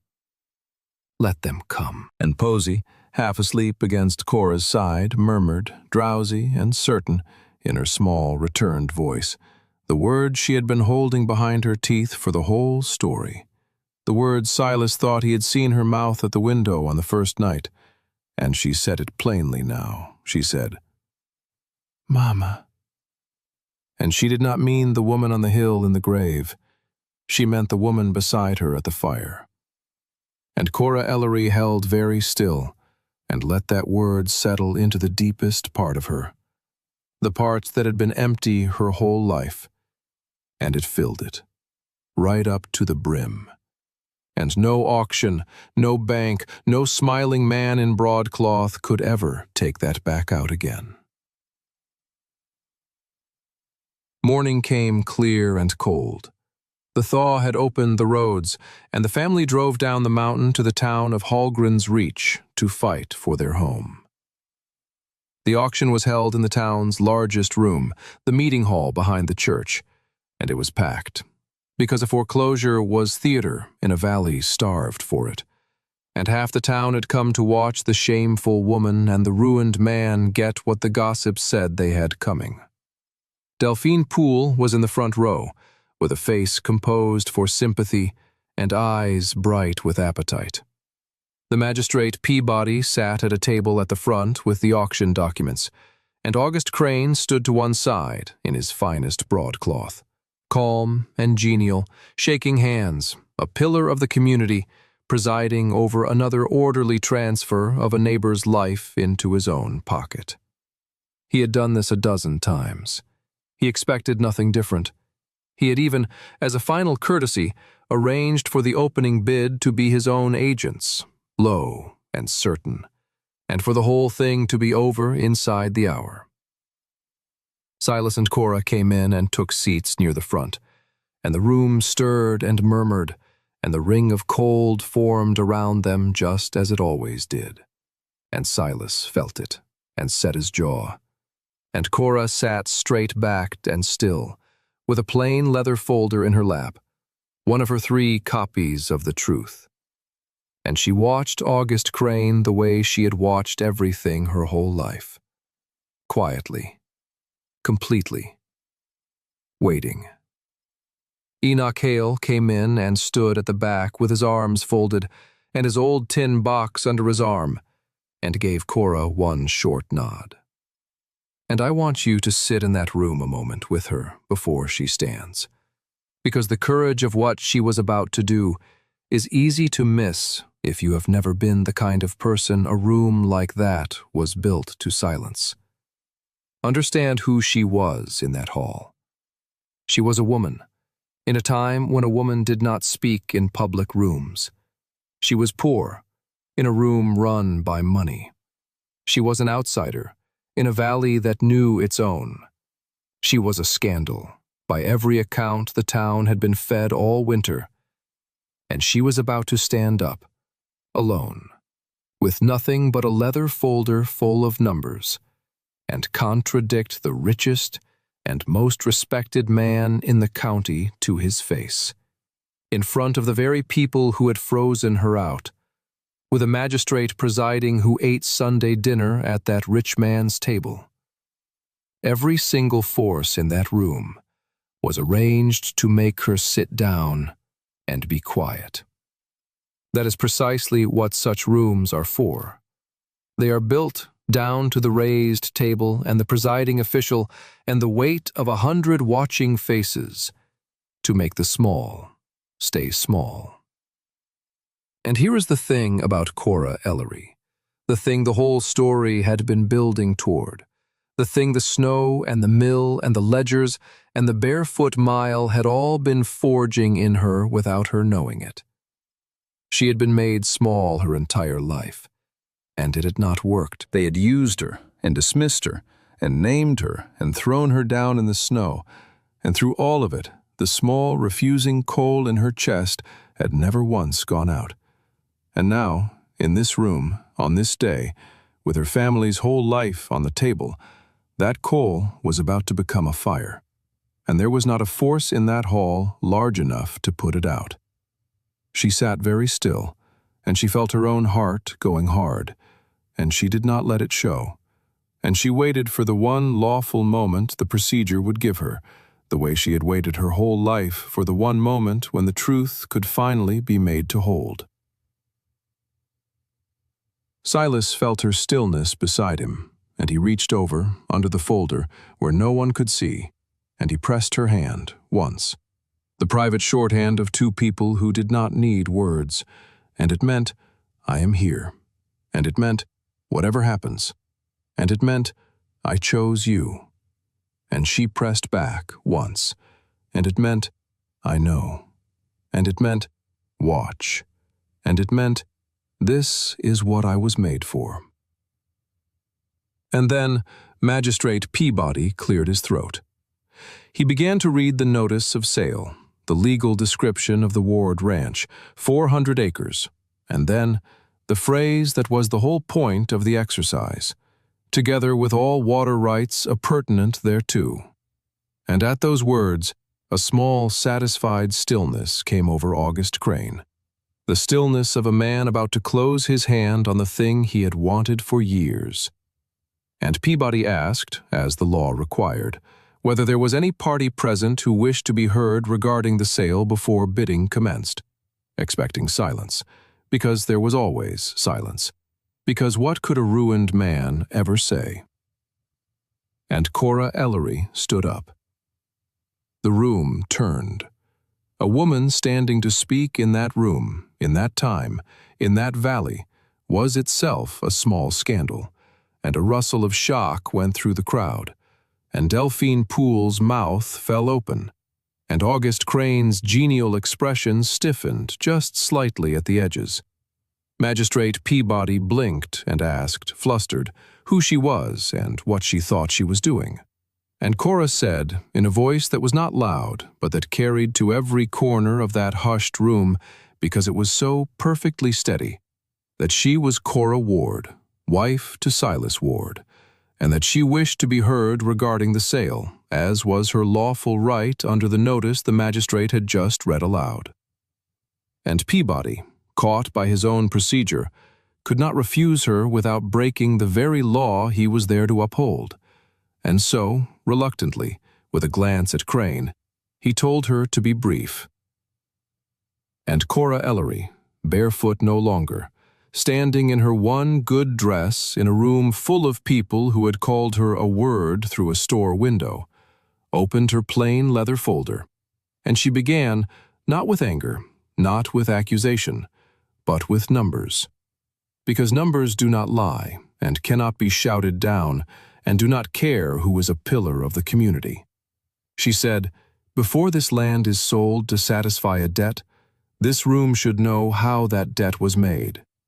She said, the note on the Ward Ranch shows one rate of interest on its face, the rate my husband agreed to and shook hands on. And she held up the note, Crane's own note, for the room to see. Then she said, but the bank has not charged that rate. The bank has charged another, higher, buried in the arithmetic. And she held up her own clean page of figures beside it, and she walked the room through it, slow and plain, so plain that the ranchers in that hall, men who had signed the same kind of note, began to lean forward, began to do their own sums, began to feel the cold recognition rising in their own chests. And August Crane said, smoothly, that this was an outrage, that a hysterical woman with no head for finance had no business, and Magistrate Peabody moved to silence her.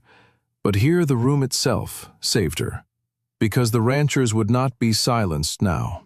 They were murmuring. They were standing. One of them called out that he wanted to see his own note figured that way, and another, and the murmur became a rumble. And Cora Ellery raised her voice just enough over it to say the thing that broke the dam. She said, "This was not done to my husband alone." And she held up the master ledger, the whole terrible summary, a dozen ranches, a dozen years, the same false rate, the same buried theft in the same hand, all of it added up in one place for the first time. She said the names. She named the ruined families, one after another, the ones in that very room, and Enoch Cale stepped forward from the back with his 15-year-old tin box held high, and roared in his cracked old voice that he had the papers to prove his own, that he'd kept them 15 years waiting for this day, and the room came apart. Now this was the moment. This was the moment August Crane's whole life turned on. And here is where he made the mistake that men like him always make, the contemptuous slip. Because a man who has despised people for so long, who has thought of an entire valley as sheep to be sheared, cannot in a moment of pressure hide that contempt. It comes out of him. It is the truest thing in him, and it will not stay down. Crane, seeing the room turn, seeing years of careful work coming apart at the hands of a Milltown woman in a made-over dress, lost, for one instant, the smooth mask he had worn his whole life. And he sneered. And he said, loud, before he could stop himself, the thing that finished him. He said, "You ignorant people. You signed the papers, every one of you. You were too stupid to read what you signed, and now you want to blame me for your own idiocy. This valley was wasted on farmers, and I have simply been correcting that. And any court in this territory will uphold every last figure, because it was all done legally while you were too busy in the dirt to notice." And the room went dead silent, because there it was, not a denial, a confession dressed as contempt. He had not said the figures were wrong. He had said they were legal. He had not said he was innocent. He had said they were stupid. Every soul in that hall heard it, heard the real August Crane speak at last from behind the broadcloth. And the sympathy that had filled that room for the pillar of the community curdled in one instant into something else entirely. And it was into that dead silence, that perfect, terrible silence, that the doors at the back of the hall opened, and a stranger walked in. A spare gray man in a dark traveling coat with a leather case under his arm, and the dust of a hard, fast ride on his boots. And he stopped just inside the door, and he took in the scene. The woman standing with her ledger, the ranchers on their feet, the banker red-faced with his own words still hanging in the air. And he said, in the dry, flat voice of a man who has authority and does not need to raise it, that his name was Josiah Merrick, that he was an examiner from the Territorial Banking Authority in the capital, that he had ridden 4 days in answer to a letter regarding fraud at this bank, and that he was pleased to note, arrived at a most convenient moment. And would everyone please remain exactly where they were? Cora Ellery's letter had been read after all. Her gamble in the dark had come home, and it had come home at the one perfect instant, not a minute too soon and not a minute too late, walking in the door on the very tail of August Crane's own confession. And I will tell you now the piece of it that Cora did not know until much later, the piece that makes the timing more than luck, because there is always a hand behind these things, and it is usually a humble one. The examiner Merrick had ridden 4 days, yes, but he had nearly not come at all, because Cora's first letter, entrusted to the ordinary Valley Post, had never left Hallgren's reach, had been quietly held back, because even the post in that valley was not entirely free of August Crane's long reach. Cora had suspected as much when weeks went by with no answer, and she had said nothing to Silas, not wanting to add fear to fear. But she had done a second thing, a quiet thing, the kind of thing she always did. She had written the letter again, a second copy, and she had given it to the orphan boy Tobias, and she had told him to carry it himself, on the fastest horse they had, all the way to the railhead 2 days off, and put it into the mail there, past the reach of the valley, into the wider, honest world, and to tell no one. And Tobias, 15 years old, the discarded boy Cora had found starving in the hay and had fed and clothed and treated as a person, had ridden 2 days and 2 nights through the tail end of winter, sleeping in the saddle, half frozen, to carry that letter out of the valley. Because Cora Ellery had once looked at him and seen someone worth saving. And there is no loyalty on this earth like the loyalty of a person who was thrown away and then picked up. It was that boy's hard ride that put the letter into Merrick's hands. It was that saved boy who saved them all in the end. And he never once asked for credit, and Cora never forgot it. And that, too, is how the story really works. The kindness you do to a discarded child in the cold of a barn riding back years later to save your whole life when you need it most. Though you could never have known it would, though you did it for no reason but that it was right. So remember, when you are tempted to think a small kindness is wasted, that you cannot see the far end of the thread you are tying. Cora could not. She fed a hungry boy because he was hungry. And that simple thing, that thing with no calculation in it at all, became the very hinge the whole ending turned on. What followed took months to fully unwind, in the way that justice always does, slow and grinding and unsatisfying to anyone who wants it quick. But the shape of it was decided in that room, in that hour.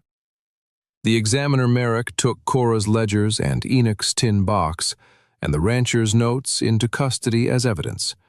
The auction was halted on the spot, void, unlawful, its basis in a fraudulent debt. And over the seasons that followed, the territorial authority went through the bank of August Crane like a hard rain through soft ground, and found everything Cora had found and more. And the false rates were struck down, and the debts recalculated to what they honestly should have been. And Silas Ward's note, figured true at last, turned out to be a thing he could pay after all, easily, the drought years and all, because he had never truly been failing. He had only been robbed. And August Crane, pillar of the community, was finished. Not with a rope and not with a fire. This is not that kind of story. But finished all the same, his charter pulled, his frauds made public, his fine house on the hill sold in its turn to satisfy the claims against him. And he left the valley the way Cora's father had once left his family, quietly, in the gray of a morning, down and away to some lower place. And no one in Hallgren's reach ever spoke his name again with anything but a cold spit. And the valley he had tried to swallow whole went on without him, and healed. But I have run ahead again, to tie off the far end of it, and I do not want you to miss the near end, the human end. The part that happened in the days right after that room, because that is the part that this whole long story was really about. And it did not happen in a courthouse or a bank. It happened, as the true things always do, quietly, at home. For there was a moment in that hall that I passed over, and I want to give it back to you now, because it was the sweetest moment of all. When the examiner had spoken, and the auction was halted, and the room understood that the woman it had scorned had just saved a dozen families it had failed to save itself, Something happened that Cora Ellery had never once in her life experienced and did not know how to receive. The room turned to her, and the ranchers she had saved, and the wives who had frozen her out, and the men who had believed the gossip, looked at the barefoot woman from the snow who had stood up in a made-over dress and beaten a rich man with a stub of pencil and a memory for numbers, and one of them began to clap. And then another, and then the whole room, the whole town that had called her a word through a store window, rose to its feet and clapped for Cora Ellery Ward. A thunder of it, an ovation, the witness of a whole community shifting all at once from scorn to awe. And it broke over her like a wave. And Cora, who had faced down snow and theft and a cruel town without a tear, stood in that thunder of approval, and finally, could not hold it. And she wept, openly, in front of all of them. And it was not weakness, understand. It was release. It was 13 years of held breath let go all at once. It was a woman being seen, truly seen, as a person and not a problem, for the first time in her life, and being found, at last, to be worth something. Silas came and stood beside her in the noise, and he did not try to quiet the room or hurry her out. He just stood beside her, so she would not have to stand in it alone. And Posey pushed between them and held on to them both, and Enoch Hale, at the back, wiped his old eyes gruffly and pretended it was the dust. And even old Copper, waiting in the wagon outside, lifted his gray head at the sound of the cheering, as if he knew, as if he had known all along, from the very first night, when he leaned his weight against a frozen stranger's leg and cast the first vote in her favor. Delphine Poole came to Cora some weeks later, on the street outside the Mercantile, the very place where she had spoken the ugly word. And she stood a long, awkward moment, and then she said, stiff and ashamed, that she had been wrong, that she had said a cruel thing about a good woman, and that she was sorry for it. And she braced herself for the cold return she knew she had earned. And Cora Ellery, who had every right in the world to give it back to her tenfold, looked at this small, mean, frightened woman who had found the courage to apologize, which is a harder thing than most people ever manage. And Cora remembered what it was to be judged and found worthless, and she did not want to hand that feeling to anyone, not even to Delphine Poole. So she said, simply, that it was forgotten, and that she could use a good hand with the church supper come Sunday, if Delphine was willing. And Delphine Poole, forgiven when she had expected justice, went home and cried in her own kitchen, and became, from that day, one of Cora's fiercest defenders. Because there is no ally like a former enemy who has been shown grace, and Cora had known that too, somehow, all along. Now the land was safe, and the debt was honest, and the town was won. And a lesser story would end there, with the victory. But this story is not about the victory. It never was. It was about belonging. And belonging is not a thing you win in a room. It is a thing you build, day after ordinary day, and the building of it went on long after the cheering stopped. There came an evening that spring, the real end of it, the end that matters.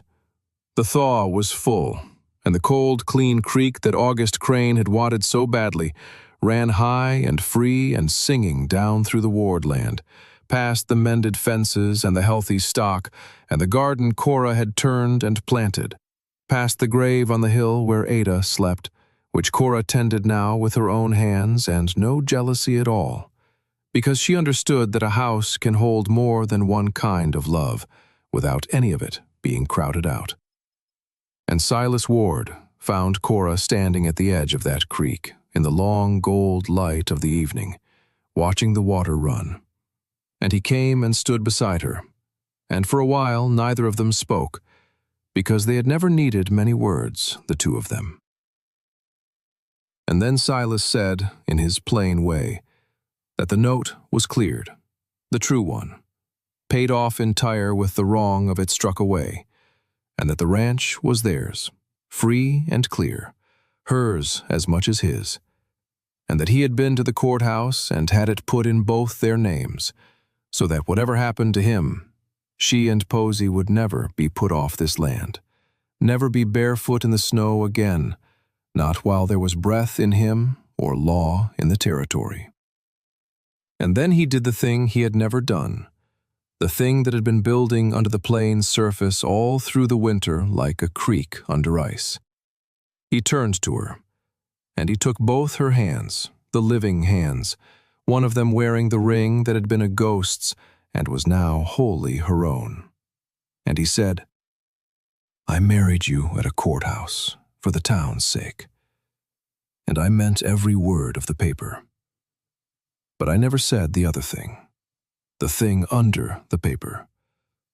And I want to say it now, in the daylight, where you can see my face when I do. Because you deserve to be chosen out loud, at least once in your life, by someone who means it." He said, "I love you, Cora. Not because you saved the ranch, though you did.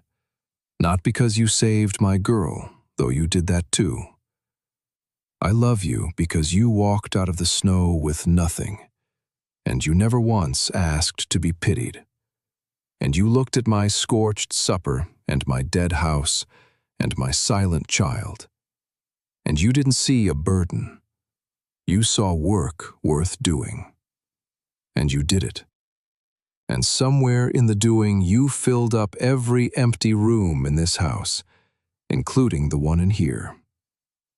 And I know you came to me the hard way, sold cheap and robbed on the road, and put down 2 miles short in a storm. But I am asking you now, free and clear, the way it should have been asked at the start. Not because the town needs it, and not because Posey needs it, and not because I need it. Because I want it. Will you stay? Will you choose this? Choose us. Not the arrangement, the whole of it. Me." And Cora Ellery, who had been given away and rented out and used up and thrown down in the snow, who had spent 29 years being placed into her life instead of choosing it, stood at the edge of the singing creek in the gold light with the man who had seen her, truly seen her. And she understood that she was being offered the one thing she had never in her life been given, which was a free choice, freely asked, with no chain on it and no bargain under it, just a door held open, and a hand held out, and the whole of a life on the other side of it, hers to walk into or walk away from, as she pleased. And she thought, in that moment, of the advertisement, of the 3 lines of small print that had reached across a country and picked her up out of the gray water. Treated as a person and not a purchase. She had crossed 400 miles and a barefoot mile in the snow to find out if such a thing could be true. And here, at last, was her answer, standing in front of her with his heart in his plain, rough hands, asking her not to be taken, but to choose. She did not answer right away. She was not a woman of many words, and this was too large for the small ones. She looked at the creek running high and free where it had so nearly been dammed and sold. She looked at the house on the rise, its windows gold, and at the small figure of Posey on the porch with old Copper beside her, the two of them watching, waiting, holding their breath the way the whole valley had once held its breath the night she first stood at that door. And she looked last at Silas Ward, and she let him see her face, all of it. No ledger-keeper's mask now. And what he saw there answered him before her mouth did. And then she said it. Yes. And then, because she was Cora, and because a moment that large needed the plain earth put back under it, or it would float away, she added, deadpan, looking back at the water, "The creek's running high. You'll want to check the lower fence before it undercuts." And Silas Ward threw back his head and laughed. The same rough, surprised laugh she had pulled out of him the first night over a scorched pot of supper, only fuller now and freer. A man laughing with his whole chest in the gold evening light, and he pulled her in and held her. And up on the porch, Posey started down the steps toward them at a run, with the old dog barking joyful beside her. And the four of them came together there by the running water, and the light held, and the valley held, and the thing that had been trying all winter to settle into its place finally, fully settled. They stayed. That is the whole of the ending, and it is everything. They stayed, and they built, and the years turned over that land the way years do, seasons of drought and seasons of plenty, and the creek ran on, and the ranch prospered, honestly, and Posey grew up talking, my, how she grew up talking, a bright, fierce girl who would tell anyone who asked, and many who did not, the story of the winter her second mother walked out of the snow and beat the richest man in the valley with a pencil. And there were more children in time born to that house, and old Enoch Hale lived out his last years in a warm room they built onto the back for him, gruff to the end. And when he passed, he left his tin box to Cora, empty now, its work done. And she kept it on the good shelf beside Posey's first drawing of 3 figures and a dog, all of them holding hands.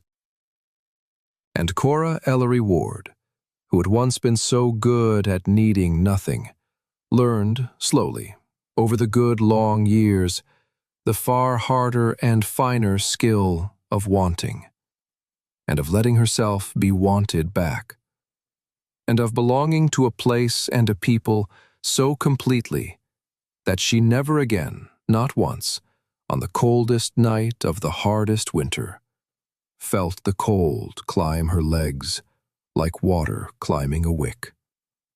Because she was home, truly home.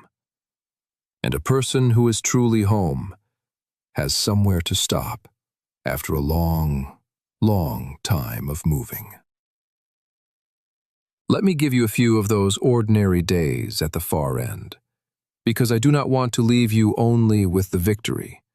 I want to leave you in the life that the victory made possible, since the life was always the point and the victory was only the door to it. There was the day the recalculated papers came back from the Capitol, and Silas laid the honest figures on the same scarred table where Cora had first found the lie. And the two of them sat and worked the true sum together, and it came out to a thing they could carry.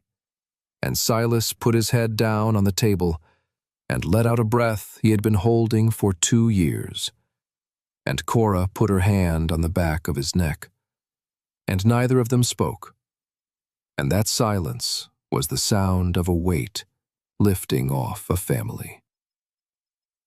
There was the first honest harvest after the garden Cora had planted come in heavy, and the two of them and Posey and Tobias and old Enoch putting food by against the winter, a whole cellar of it now, where there had once been a few spoiling roots. And the satisfaction of a full cellar is a satisfaction that a person who has been hungry never stops feeling. There was the Sunday the Wards walked into church, all of them together, the mail-order woman and the widower and the child who talked now, and the orphan boy in his good shirt, and the pew that had once had a ring of cold, empty space around it was full, and folk slid over to make room. And Delphine Poole herself turned and said, "Good morning," and meant it.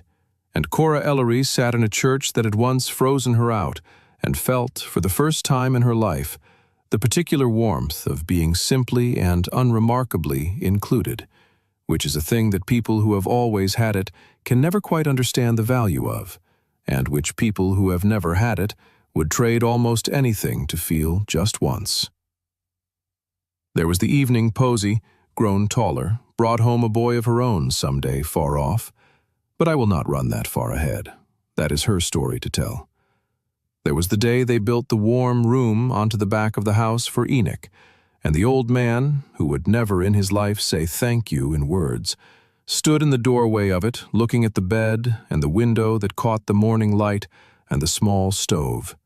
And he took off his hat, which Cora had never once seen him do indoors, and he held it in his gnarled hands a moment, and then he put it back on and said, gruff as ever, "Huh, roof looks true," and walked in and set down his tin box and lived out his years there, warm. And from Enoch Hale that, "Huh," and that "roof looks true" was a whole grateful sermon, and everyone in that house knew it. And there was, above all, the ordinary daily fact of the four of them, and then the five and the six as the years brought more, living in a house that was no longer a house where a woman had died, but a house where a family lived. The curtains white and mended, the stove clean and warm, the good shelf by the door filling up over the years with the small saved treasures of a real life, Posy's first drawing, and Enoch's empty tin box, and a pressed crocus, and a plain thin ring that had belonged to a ghost and now belonged to the living. And morning light coming in through that window every clear day, and lying gold across the floor of a home that had very nearly never been. And the creek ran on, that cold, clean creek that a rich man had schemed for years to dam and sell. It ran on through the Ward land free and singing, season after season. And in the dry Augusts, when the downstream ranches struggled, Silas Ward, who now understood exactly what his water was worth because a woman with numbers in her head had taught him, did not hoard it and did not sell it dear the way Crane would have. He shared it, fairly, with his neighbors, the same neighbors who had once frozen out his wife, because Cora had taught him that the way you answer having been treated as less than a person is not to turn and treat others the same. It is to become the kind of person who does the opposite. And the valley that August Crane had tried to swallow whole became, instead, a valley that looked after its own, and it started at a creek on a ranch that was almost lost, and it started with a barefoot woman who walked out of the snow. Now I want to speak to you plainly, friend, before I let you go, because you stayed with me the whole way through this quiet hour, and you have earned the heart of it. Here is what I want you to carry out of this story and into your own life. Do not let anyone's arithmetic decide your worth. Cora Ellery was called a rag by a mill, a burden by a town, and a word too ugly to repeat by a small, mean woman through a store window, and none of it was true, and all of it would have buried her if she had believed it. Your worth is not a number that other people assign to you. It is not the wage they pay you, or the pity they offer you, or the verdict they pass on you in rooms you are not standing in. Your worth is in the work of your hands and the steadiness of your heart, and it is proven, not granted, and no one can take it back out of you once you truly have it, any more than they could take the numbers out of Cora's head. And hear this too, because it is the deeper thing. There is a difference between being needed and being wanted, and you deserve, at least once in your life, to be wanted, to be chosen out loud, in the daylight, freely, by someone who means it, not because you are useful, though you are, and not because you are convenient, though you may be, but simply because you are you, and you are worth choosing. And if no one has ever done that for you, then do not let it make you hard. Do as Cora did. Keep the small, refusing ember guarded in your chest, Keep walking your barefoot mile toward whatever light you can find, because the door may open yet. It opened for her, 400 miles from everything she knew, on the coldest night of her life. It can open for you. And if you are the one standing in the warm house tonight with the lamp in your hand, and there is someone out in your own cold, someone the world has decided not to want, someone barefoot and bleeding at the edge of your light, then I ask you to remember Silas Ward, who did not slam the door. Be the one who does not slam the door. It costs more than you think, and it is worth more than you know.